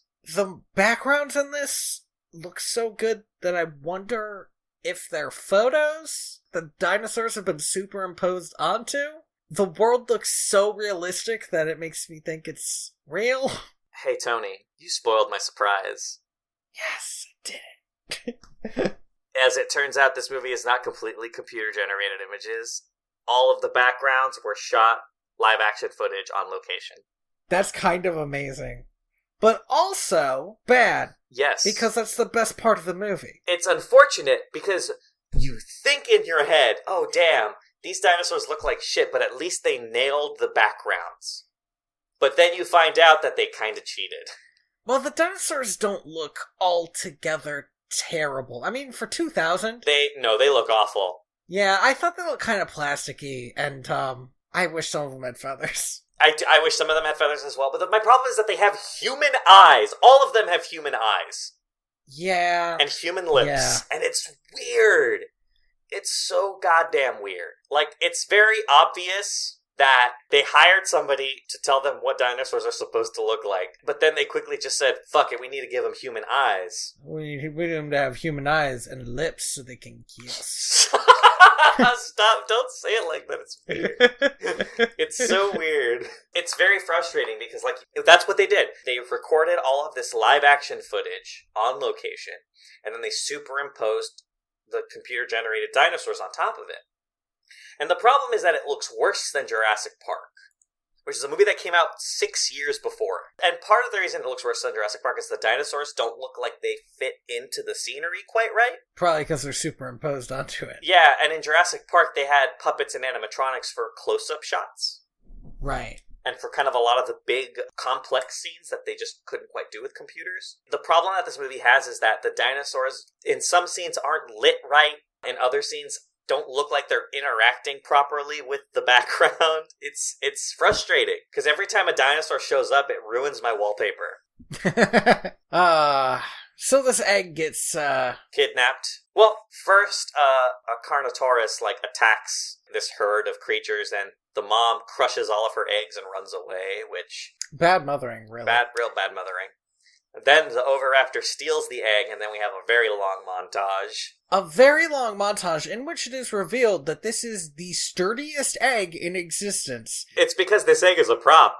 All these CGI dinosaurs can't touch it. Because it falls so far. So many times. Yeah, whatever. It ends up with a bunch of lemurs. Yeah, it, like Moses, it floats down into an island full of lemurs. That's what Moses did, right?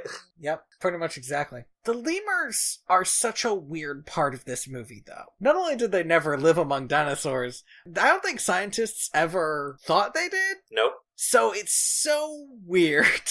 Also, these lemurs don't know what the fucking egg is. Takes them a while. There are birds on this island, right? Maybe there aren't. Fuck, I don't know.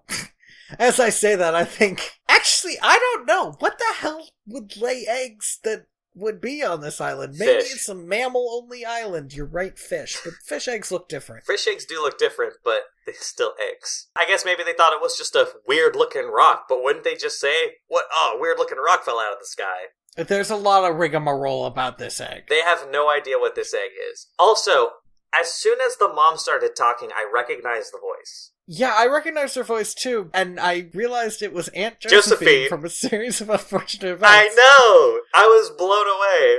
That was not who I expected it to be when I Googled it. Me neither. I was like, I recognize this voice. Is she in The Lion King? No. She is in the new one, but she wasn't in the old one. Speaking of which, these lemurs have faces.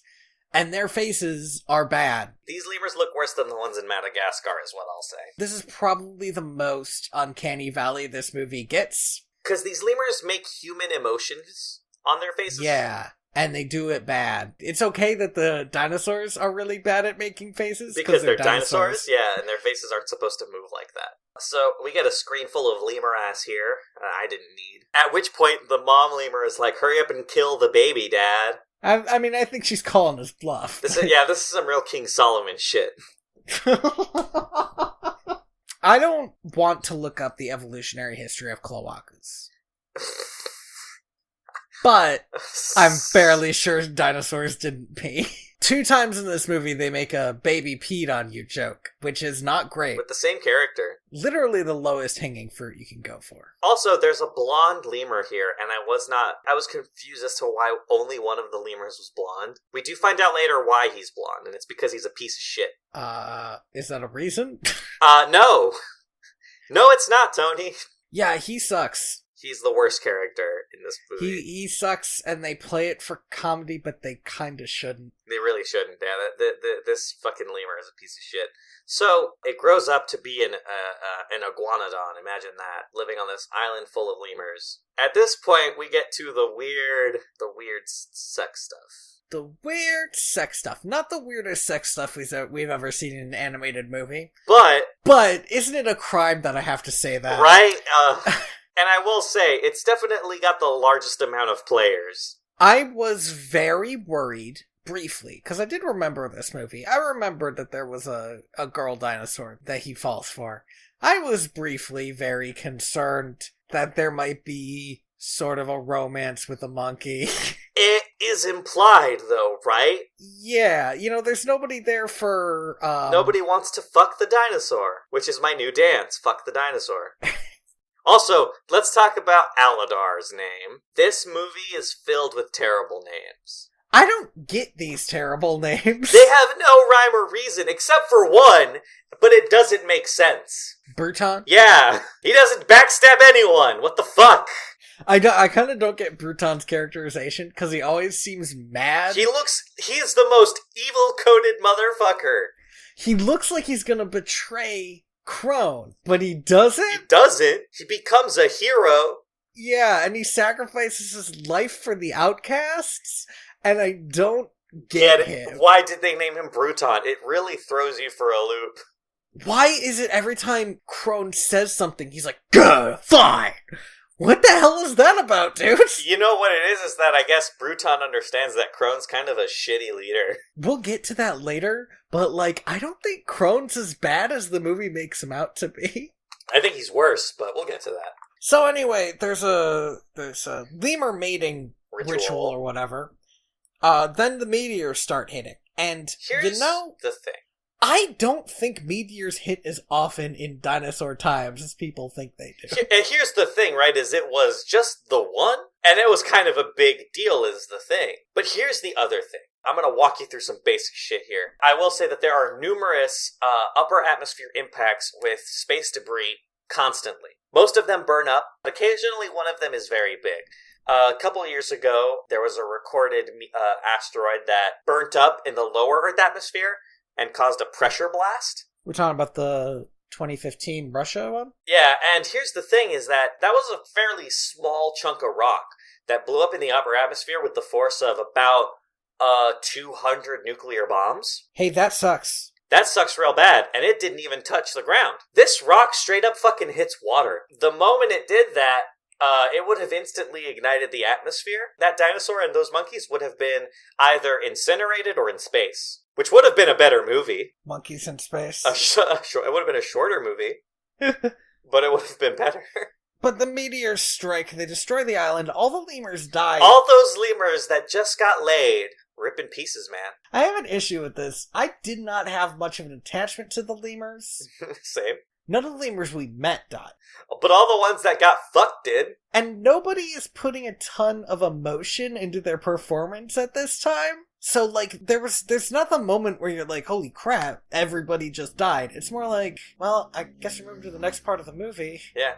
Ooh, road trip time, I guess. Then they just start walking. Yeah, seriously. There's kind of a brief shot. It lasts about 2 seconds where they're walking along, a green sulfur volcano background. That looks land before time as fuck. But it only lasts for 2 seconds. Up until this point, the movie was taking place in a very dark brown jungle. But now we've moved on to a very light brown desert. This movie looks like a 2005 first-person shooter.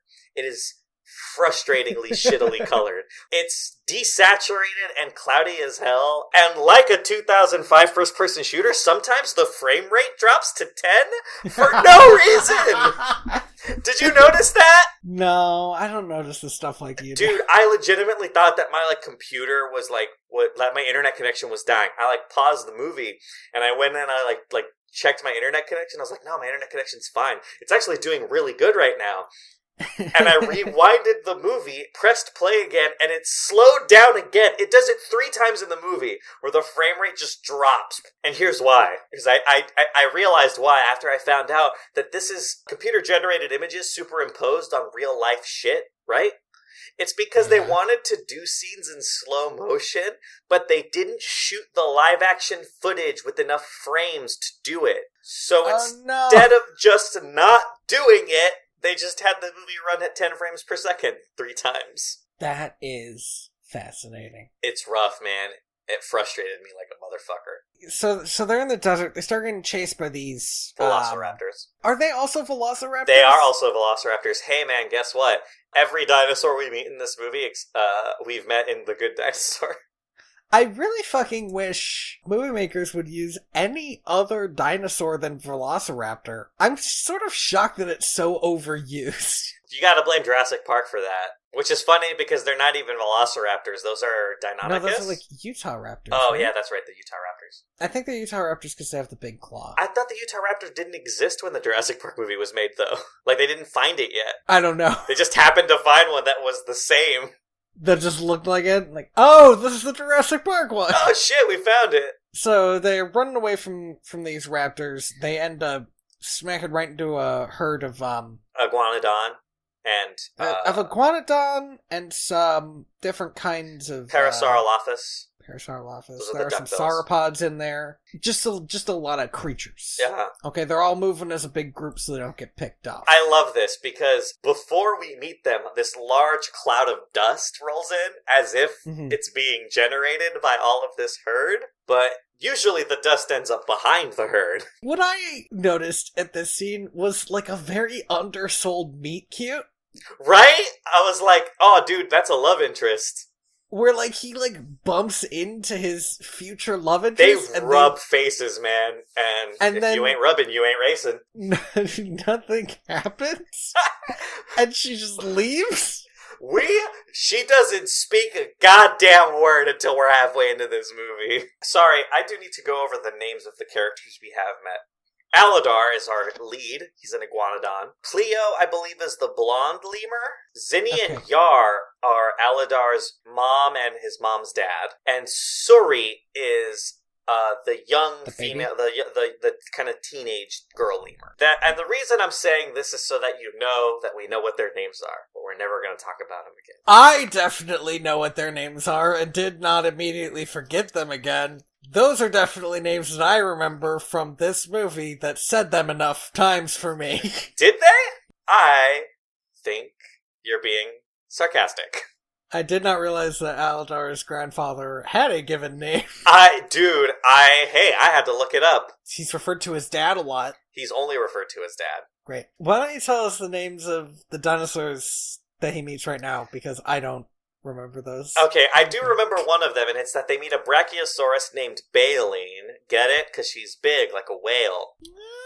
A styracosaurus named Ema, and her pet dog, Earl, an ankylosaurus. Now here's the thing. If you want to not rip off The Land Before Time... Oh my god, you're right! I forgot about Spike until just this moment. First of all, how dare you forget about Spike? But the thing about Spike is, I know that Spike is basically a dog, but he's also, very importantly, in The Land Before Time, a character. Yeah! Who's like a person that's like, sure, he's kind of like a dog, but he's like a person. He's like, right? He's not really a dog, he's more of just like I think he's the youngest. Yeah, and he can't speak yet. That's the thing, is that he's still a baby, even though he's big. But this Ankylosaurus in this movie is just a dog. And also is not in the movie. He disappears and then shows up like once or twice, like one or two more times, and that's it. Schroeder's Ankylosaurus. Schrodinger's. Schroeder is the piano-playing character from Peanuts. Yes. Also, I don't think that Schrodinger works here. Well, it's because you don't know if he's in the movie or not until you see it. But that's true with everything. That's not true with everything. Some things we know are there without seeing them. Sure, Oxygen, we can assume, was in the movie. Okay, anyway. We also, at this point, meet Kron. Kron? I think it's Crone. It's Crone, but it's spelled Kron. I remember because I had to look it up. Yeah, he's my favorite character from Mass Effect. Kron is why I attached this movie to Tarzan.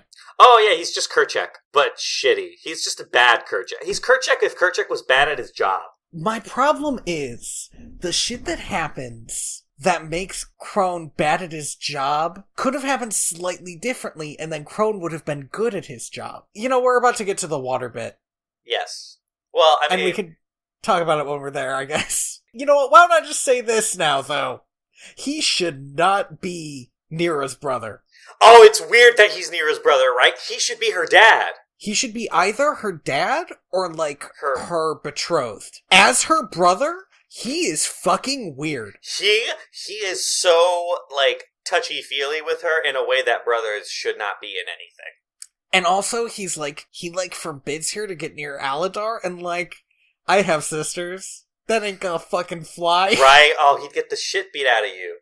And that's the other thing. When they finally fight, she hits him once and then walks away. And that's not how siblings fight, assholes. No, dude. If siblings fight, they're going to goddamn fight. Yeah, man, because here's the thing, right, is that it takes a lot to get a sibling to the point where they're gonna fight another sibling. Once you're there, though, the dam has broken. There is, like, however old you are, minus however old the other one is, years of shit that, you know what, we might as well get all of it done today. And it really bothered me because they don't have a brother-sister relationship. They have some weird controlling relationship where for some reason she follows him around because she feels like she needs to, and he orders her around because he feels like he's allowed to. The problem is that Kron is a character, right? And Nira isn't. She's not a character. She's just a love interest. She's a love interest that's forbidden. She's literally a pink Aladar. It's crazy. This is the point in the movie where I noticed that these iguanodons have like one massive top tooth, but a bunch of individual bottom teeth. Is that a real thing for iguanodons, or just something this movie did? Hey, I don't know, but let me check. Just a second. Yes, it looks like it's a real thing. Yeah, it looks like they have kind of like a beak thing going on. Yeah, but that thing is that the reason I couldn't tell is because all these dinosaurs have human-ass lips. They're just very human lips. It's really hard to find a rendered image of an iguanodon. It occurred to me to just look up a skull. I want to look at a rendering to know if they do have human lips in them. I mean, I don't think they do. And they do not. No, it looks like they have beaks. Yeah, they kind of have like a beak thing going on, right? But this movie gives them human lips. I assume so that they can talk. If you look up a picture of their skull, they have top teeth and bottom teeth. And then a beak in front. But a beak in front. But this movie doesn't do that. They just have the one big top tooth and then the bottom individual teeth. Probably easier for rendering lips. I just don't understand why they have lips at all. So they can kiss. Stop saying it like that. Like, I understand, but you don't have to say it like that. Like kiss? Stop!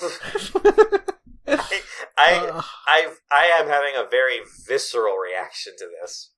To this word, said in this way. I agree with you. The movie says that Kron is bad because all this bad shit keeps happening to him. Like? They have to cross this desert to get to a lake. The lake is dry. Now, Kron does something that I understand. He sends two people as scouts, I guess, to find water, and then he orders the rest to keep going, and then they can't rest. Now, here's the thing about dehydration, is if you stop, you will die. Yes. So the fact that he keeps pushing them when they have no water, Nira tells them that they have to stop.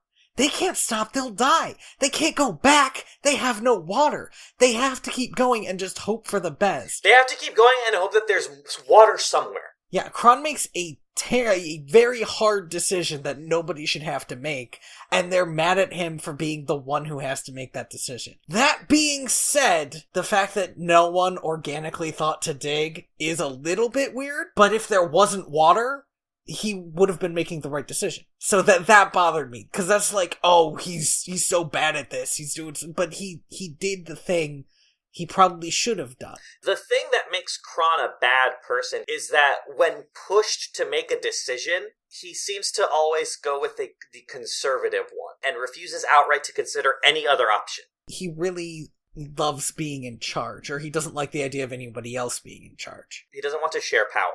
My problem with him as a villain is that the way he has power is by leading a group of animals who would get picked off together in a huge herd so that they'll all be safe. And that is inherently a good thing, even if he's not a great dude. But the problem is that he fucking abandons that shit at a moment's notice. Anytime a decision comes where it's like, we either need to stay together so that we can all live, or allow people to die so that some of us can live, he always makes the second choice, like this weird social Darwin choice. Like, if they're weak, they don't deserve to live. Which he says outright.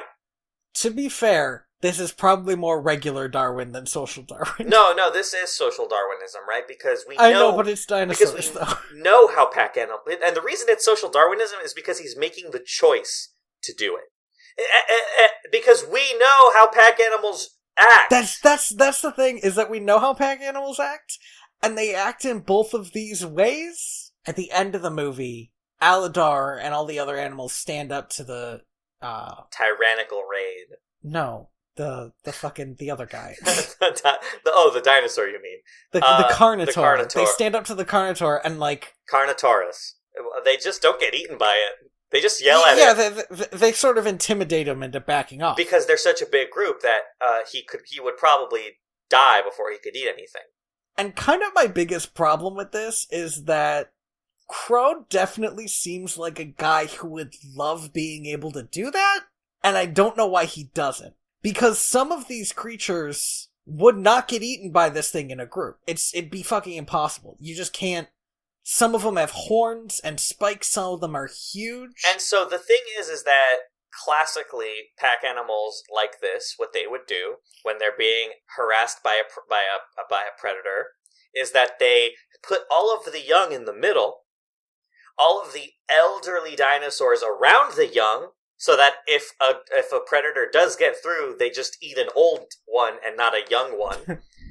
And then all of the fight-worthy kind of adults around them, ready to fucking stab a bitch, or kick a bitch, or slap a bitch with a tail. Crone is not coded as cowardly, so I don't understand why he doesn't do this. It's very frustrating, because here's the reason why. It's because they haven't been taught how to act like pack animals by the lead. That's the whole plot of the movie, is that Aladar has to teach them how to act like pack animals. But how does Aladar know? I don't know! He's never interacted with a predator before. He's lived on an island with lemurs, man. I don't know. This is the main issue with this movie, is there's no reason for Crone to be... a bad guy. A bad guy. He should be more of a Kerchak character. To the point where, at the end of the movie, when he finally dies, he doesn't learn anything, because he didn't have to learn anything. Right. Sort of the moral of this movie seems to be that eventually your political rivals will be eaten. No, he doesn't get eaten either, to be fair. He just dies, remember? He doesn't get eaten, but he does die in the Carnotaur attack. And Bruton doesn't get eaten either, but he also dies in a Carnotaur attack. No, Bruton dies attacking a Carnotaur. There is a difference there. Well, he dies collapsing a fucking cave on top of the Carnotaur. Bruton was a badass. Move. But he died for no conceivable reason as far as the movie goes, I felt like. Well, no, he died to give the others a chance. To give them hope. Okay, no, it was fine from the movie. It was bad for his story. Here's the thing. It's because earlier on in the scene, he says that it's his destiny to die in the cave. Yeah. And then,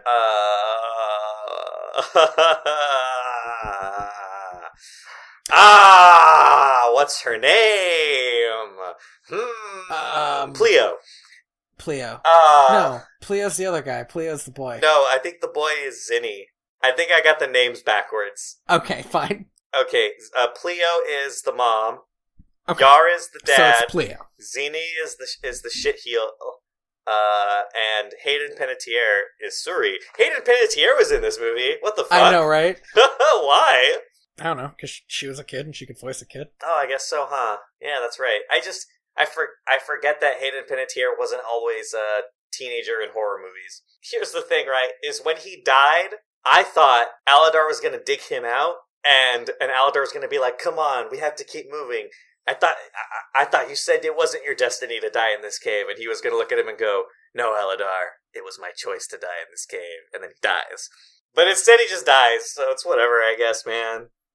I actually, that one scene between Bruton and Pleo, I kind of wanted her to be, like, washing his wounds or something. But that's kind of, like, romantic coding is the problem. I guess, but it could also be motherly coding. No, they're both too old for that. But she's literally a mom. Yeah, but he's also literally an old man. I see what you're saying. It's just that she, like, instead of like, cleaning his wounds, brought him, like, an aspirin. And, like, you do it yourself, I guess, fucker. Also, don't die. That's the thing, is that interaction between them, even though she doesn't wash his wounds, is still coded oddly romantically. I think it's just because of the nature of the characters. Like, if one of them wasn't a dinosaur and the other one wasn't a lemur, you would just think, oh yeah, they gon' fuck. I've seen action movies. I know how this works. Anyway, what's the big dinosaur's name? You're gonna have to be more specific. Baleen. You know the big dinosaur? Yeah. You know the big one? Hey, yeah. Hey, Andy? Oh, hey, Andy, actually, guess what? No. Hey, Andy, guess what? Fuck you. I know, I do want to talk about something, though. I do have a point. It's kind of hard to grasp a sense of scale in this movie, because all of them are big dinosaurs, and the lemurs are so fucking small that it's hard to know how big things are supposed to be. The good dinosaur doesn't have this problem, because eventually we just have a person, and you have an idea of how big people are supposed to be. Baleen discovers that there's water still in the lake, just a little bit underground. Wow, man, are we still there? Fuck. Yeah, well, we jumped ahead, and we can skip some stuff. They drink the water, and then we cut to Bruton and the other scout, and it looks like for a second they died, but only one of them did. Oh man, as soon as that scout showed up, I was like, man, he doesn't even have a name. He's gonna die. He was basically wearing a red shirt. Oh, the whole time, man. The Carnosaurs ate him. But here's the big problem, okay? Here's the big problem. So, Bruton comes back and tells them that there are Carnosaurs, and so Crone has them moving out again. Aladar and his new friends fall behind because Baleen is old, and the others are, I guess, just not fast. I don't know. They don't seem to actually be old. I think it's because they're both old. Both Baleen and Ema are old. They're left behind, which, honestly, I know that we just talked about this. I don't think Crone made the wrong move there. I understand moving out at that point. That's the thing, is my issue with this is it's complicated. The thing and I hate that Crone is straight up a villain, because sometimes, like, I get what he's doing. But also, he didn't have to say that they'll use their dead corpses as bait. That's the thing, is that he didn't have to say that. He could have just left it implied. He's kind of a bad politician, is the thing. He sucks at being a leader, not because he's bad at making decisions. He's really good at making decisions. It's just he has no charisma. Yeah, I'm not sure why people are following him. At all. It doesn't make any sense that he's the leader. And we never see why. That's true. Because he thinks he's super strong, but he's not. He really isn't. Okay, but here's my big problem with this movie. I hated it so much when it happened. It starts raining, and all the last scenes were all about finding water in the desert. And I was so mad. I was like, why is it raining? That's the one thing it shouldn't be doing now. Oh, sorry. I do want to point, we did miss something before it starts raining, which is that night, so Aladar helps the kids get some water because they're both kind of thirsty, but they're also scared of, like, interacting with the herd because they lost their parents. Mm-hmm. So he helps them get water, and then Nero shows up and is like, "You're good with kids," and he's like, "I guess I am." And then his mom's like, "Wake up, Dad! Aladar's about to get laid." But the thing is that this is the first time Nero says anything that's dialogue. Earlier, she calls him a jerkosaur. That's it. But that's not a line. That wasn't even his fault. That was Shitbag's fault. Oh, well, we didn't actually go over this. The reason that one guy, what's his name again?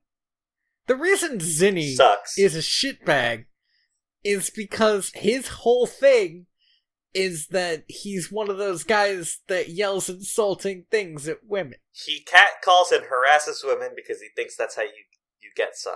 And that's it, and everybody's like, ha ha ha ha ha, and nobody's like, stop that. And it's funny because it's the early 2000s, and it's not funny. It's just that, like, in a lot of scenes where he's doing that, he's with his mom. Right? Like, who, like, should be smacking him across the face. Should be just beating the shit out of him every time he does it.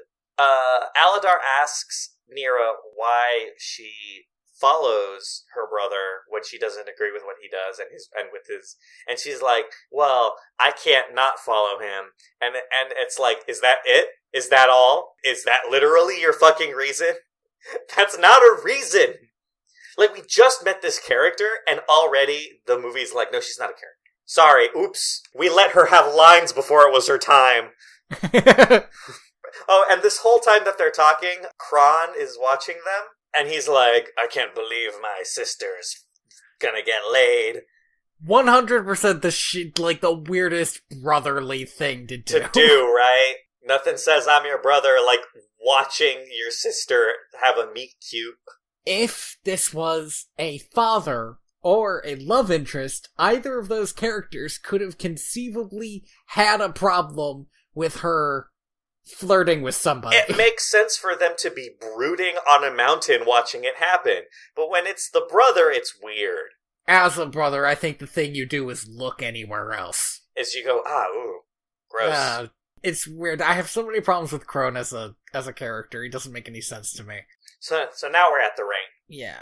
This is something. So Bruton's all beat up, and they take him into the cave that they're hiding out in. Yeah, to Bruton. Baleen calls Bruton one of them, which I think really highlights the confusion of themes in this movie. This movie really doesn't know what it wants to be. Is he one of them because he was strong up until he almost got eaten? Because if so, then she should be helping him out. Or is he one of them because there's a class system? Because we have not learned about a class system. We don't know anything about a class system. See, the thing is that Bruton, up until this point, does not agree with Kron. In fact, questions him at every moment. Also, his name is fucking Bruton, so you're expecting him to betray Kron at some point and become the true villain. I thought his thing was that he would try to kill Kron. Actually, you know what I thought? Let me tell you what I thought. Tell me what you thought.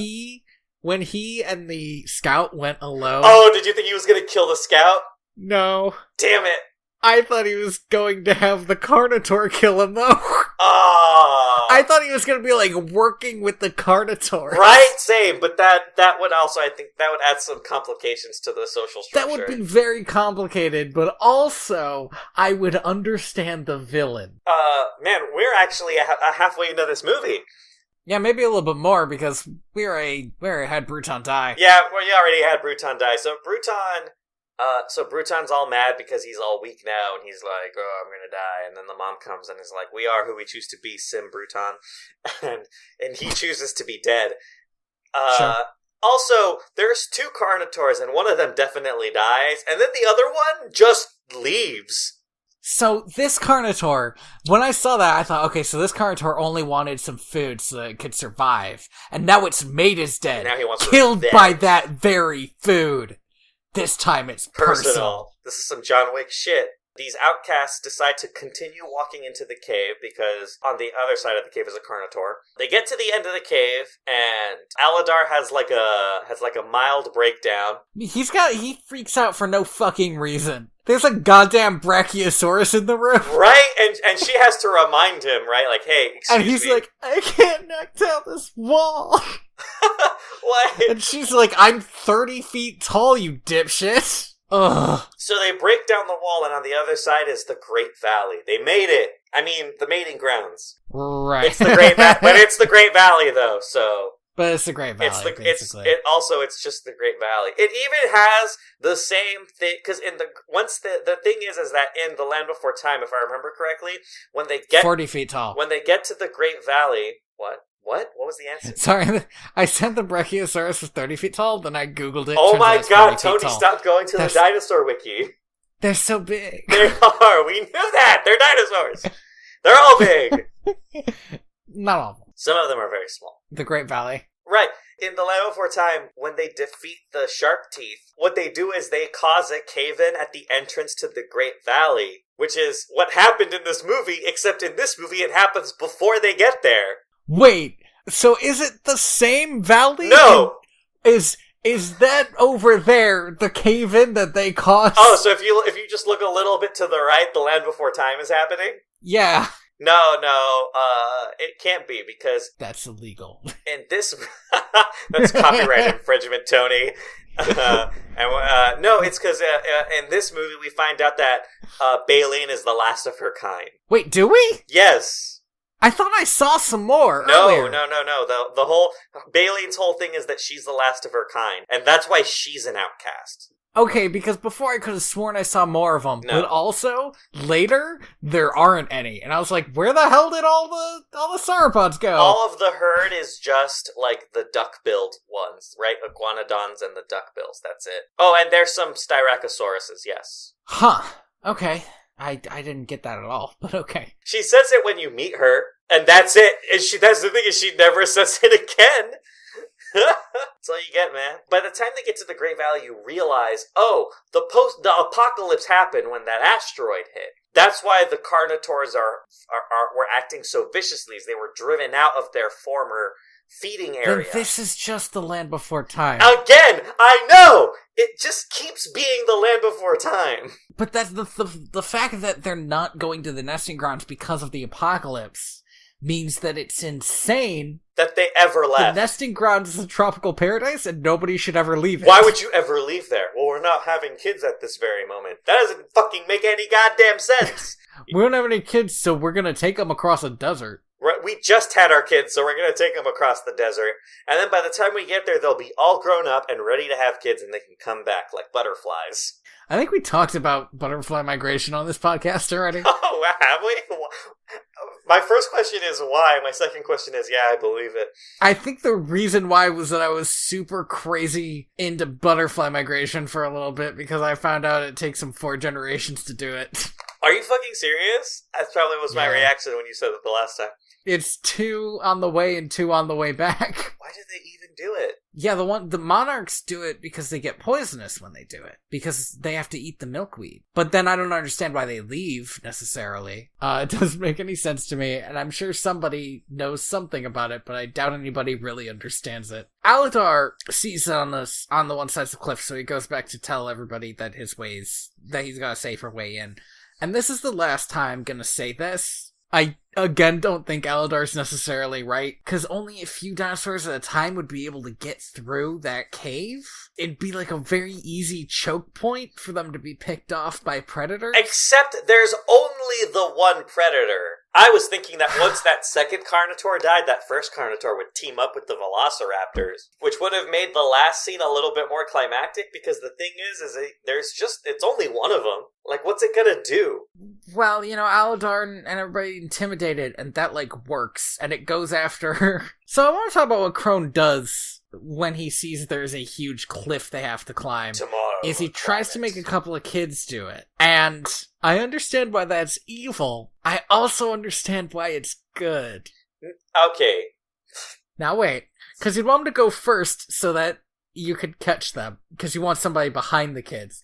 Also, if they do manage to get to the top, then he's right, anybody else could do it. Yes, and then they can fall to their death on the other side first. Yes. Giving the other adults a soft place to land. Again, though, he doesn't know that. Okay, except Aladar tells him that that's what's on the other side.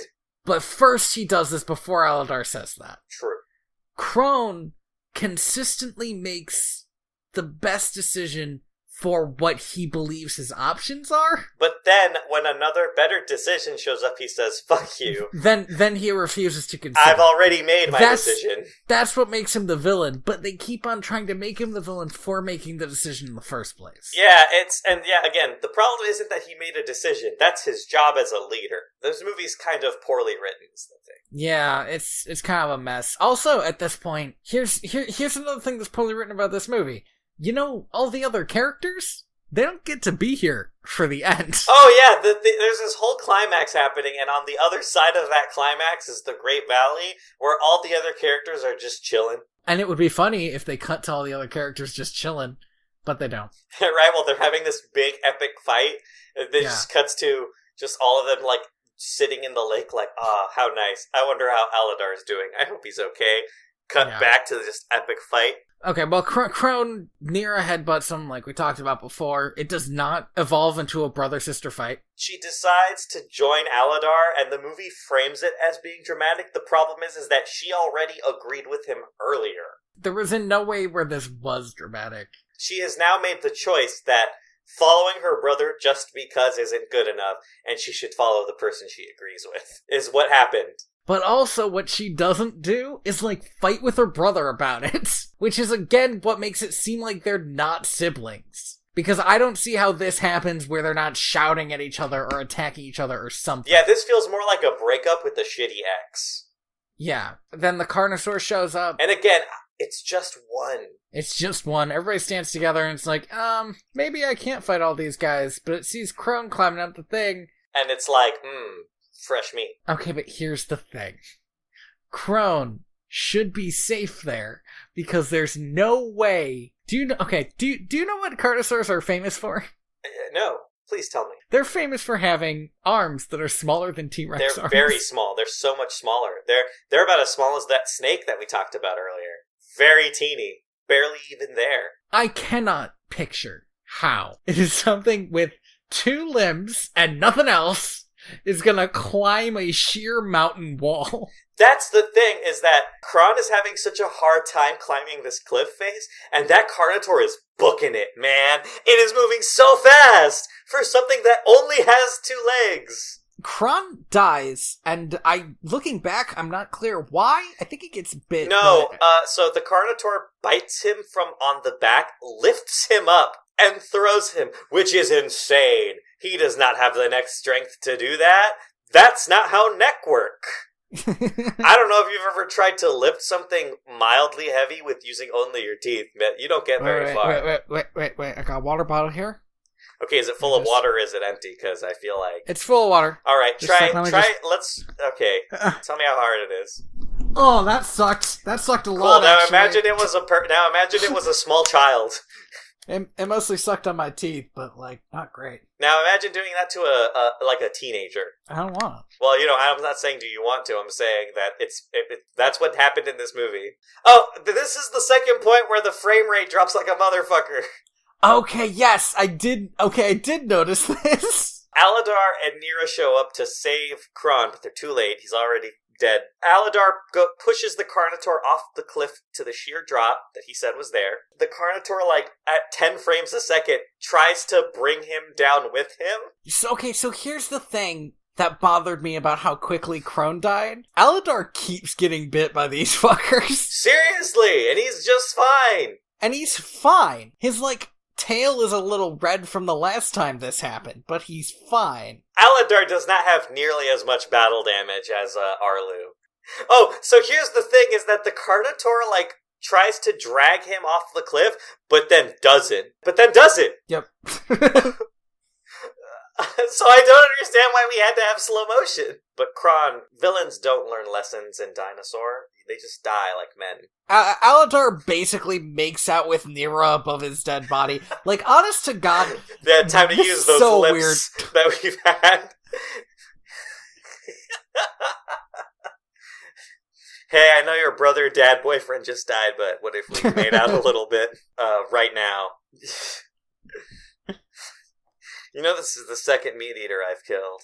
I would love for more Disney movies to have a moment where it looks like they're about to kiss, and then the girl informs the guy that this is actually a super bad time because of all the shit that just happened. I get it. Hormones are running high for you. Yeah, we got some high adrenaline here, but this But they are not running high for me. So let's wait. I'm ready to punch something. I would love to punch my brother, but he's dead. Maybe we can get some dinner first? We have not really had a conversation. That's true. They haven't had a conversation. Do you know what would make Nira a character? Lines? Yeah. What would make Nira a character is if she occasionally fought with Kron about stuff, but the herd was following both of them, and then at the end was just following her. Kind of like a biarchy. Yeah. But that would also make him being her brother even weirder. Because again, if it was her dad, then it's of course they follow her. I think it would make it exactly as weird. True. Okay, yeah, you're right. But if their dad used to be the leader, and they hadn't really had a conversation about which one of them should be. Yeah, they never really cleared up the line of succession, so when he died, they just both became the leader. Cleopatra and her brother Ptolemy V. This is my favorite part of the movie, because Aladar leads the herd into the Great Valley. Next to him is a duck-billed dinosaur, and he says, "Welcome home." random dinosaur who doesn't have a speaking line, and then the dinosaur roars and the herd goes into the Great Valley. He doesn't even say that to Nira! He says it to a random fucking dinosaur! Speaking of roars, I want to talk about something that we didn't really talk about, but it's a really negative thing, I think, with both of these movies. In this movie, in Dinosaur, they use fake dinosaur sounds too much, and in A Good Dinosaur, they use them not enough.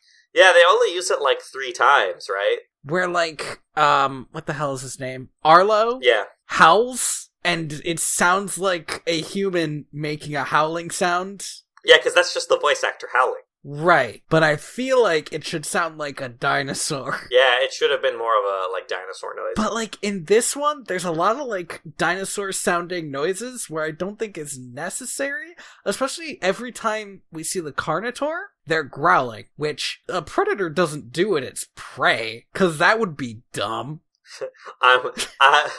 Yeah. You don't warn your prey that you're there. You growl at other shit.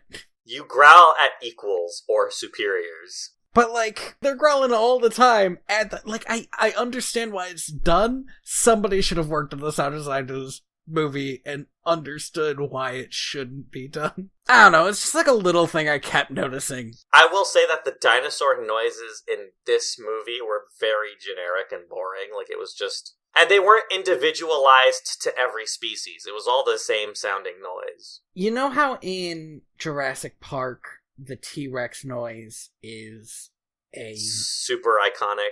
It's like a terrier slowed down? Yeah. But it sounds like a T-Rex.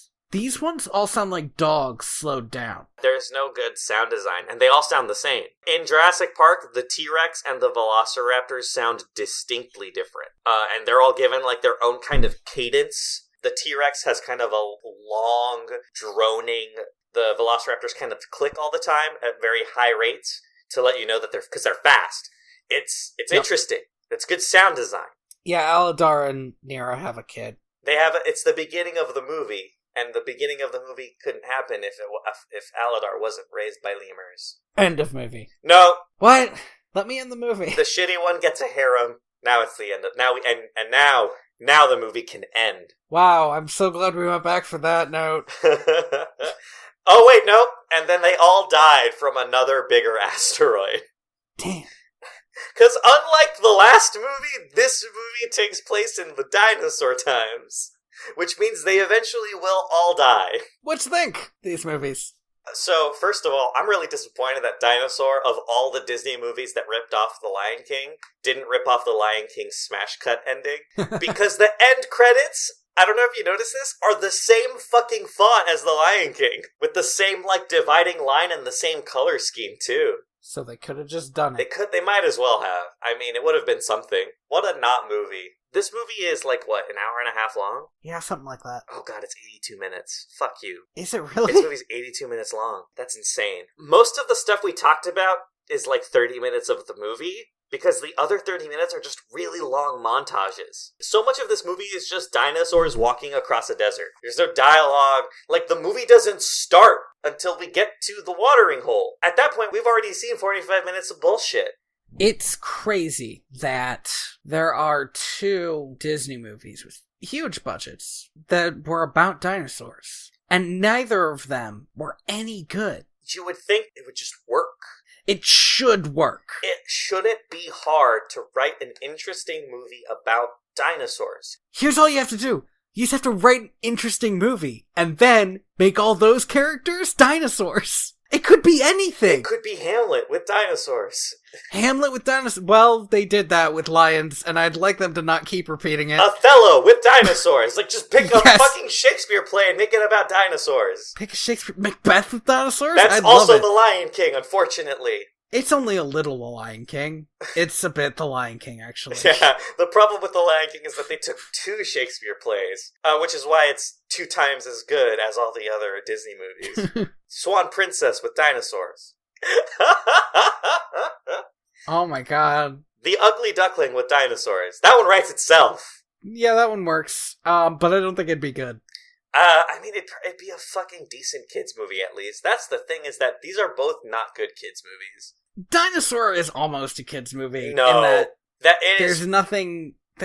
there's nothing real objectionable, and there's a lot of pseudo scientific junk. A lot less weird gender fucking harassment shit in The Good Dinosaur. Shit, you're right. So I'll take The Good Dinosaur over Dinosaur because of that. The Good Dinosaur has a kid almost being choked to death. Which is bad. I can't get past that. No, me neither. I'm not saying... listen, these are both not movies that are for kids. These aren't movies that are for anybody. Because they were made for kids. And because they're not for kids, they're not for anyone. They're not for anybody. They missed it. They did bad. They swung and a miss.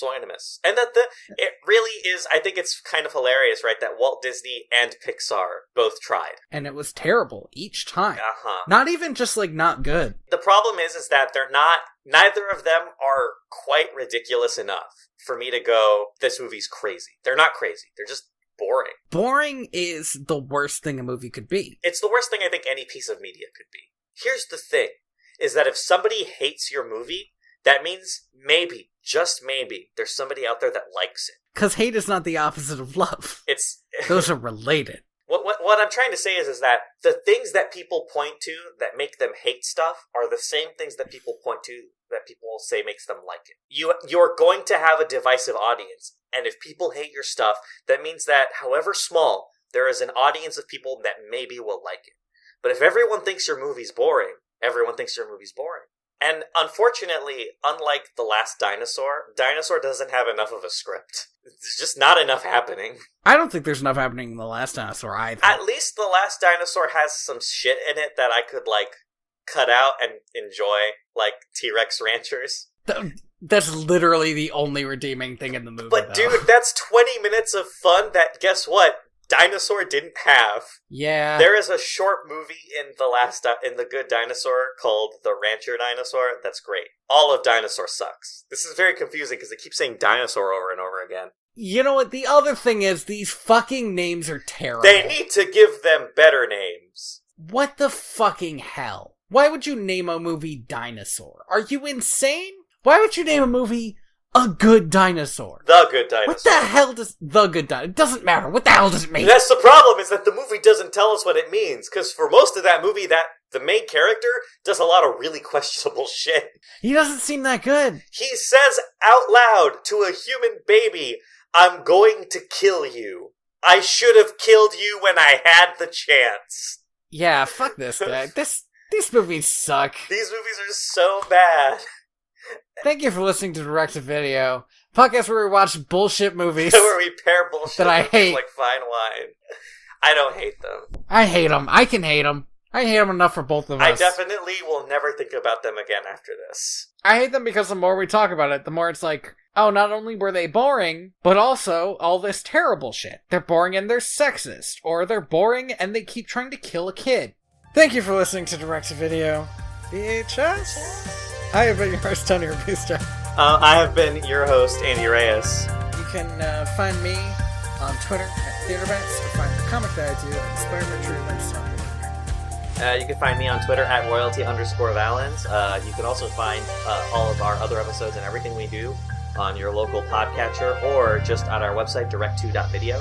You can also mail us at direct2.video and subscribe to us on your favorite podcatcher so that you get all of our episodes, not just the last 10, which I feel like I should mention again. Mm-hmm. If you're not subscribed, you only see the last 10.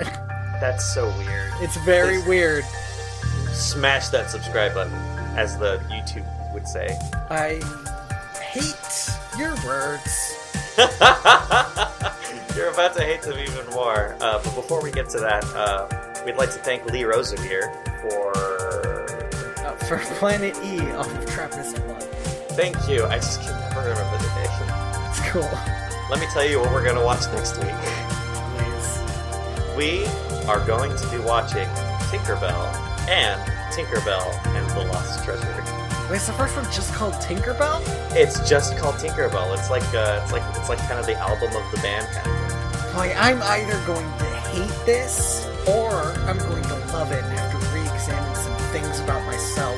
Here's the thing, is that if I remember correctly, both of us kind of fucking hated Tinkerbell in the animated movie. Boy, did she suck. So we'll see how this movie handle that, I guess. I think she talks in these, so it's going to be weird. It'd be so much worse if she didn't. And this is going to kind of be the beginning of the Tinkerbell animated universe. Apparently there's 8 movies. You're right, I do hate you. I am the ghost of John Smith. I'm an internet miscreant.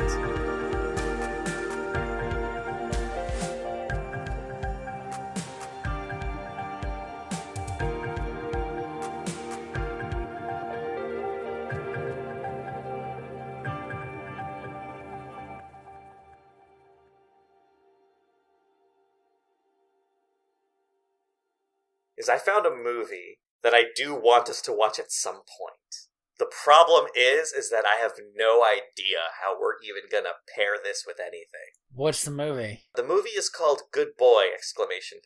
Oh, this movie! Yeah! The movie where dogs are aliens. Yes. And I don't know. The thing is that there is nothing else that I can even think about putting together with this. So... there aren't even related videos on IMDb. Dude, I know. That's right. This movie is such an anomaly that even IMDb is like, people who like this are like nothing else. This is their life. I'm sorry. I just got to the goofs where it's like, if dogs have a planet where they're rulers, and humans have never been controlled, then that planet can't possibly have anything like pugs or chihuahuas or other toy breeds, because they're only here because of inbreeding. And I was like, yeah, that's true, but also, that's probably not really a goof, so much as it is you not believing the bullshit this movie tries to sell you. That's a very specific anger.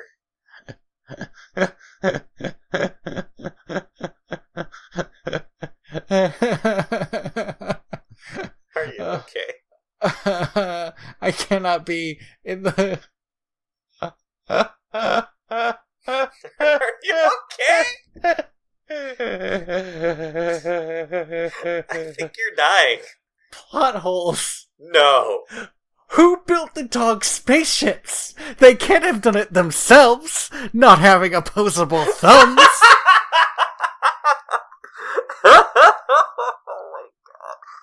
Factual errors. When Owen crosses off the last day in August on his calendar, he crosses the number 30. Even though there are 31 days in August. How do you fuck up that bad? That sounds pretty bad. Did they not just buy a calendar? What the fuck? When the dogs return in the end, everyone's looking up with wide eyes and mouths, but the spaceship isn't visible until Owen turns his head. Oh my... I don't want to watch this. No, I don't either.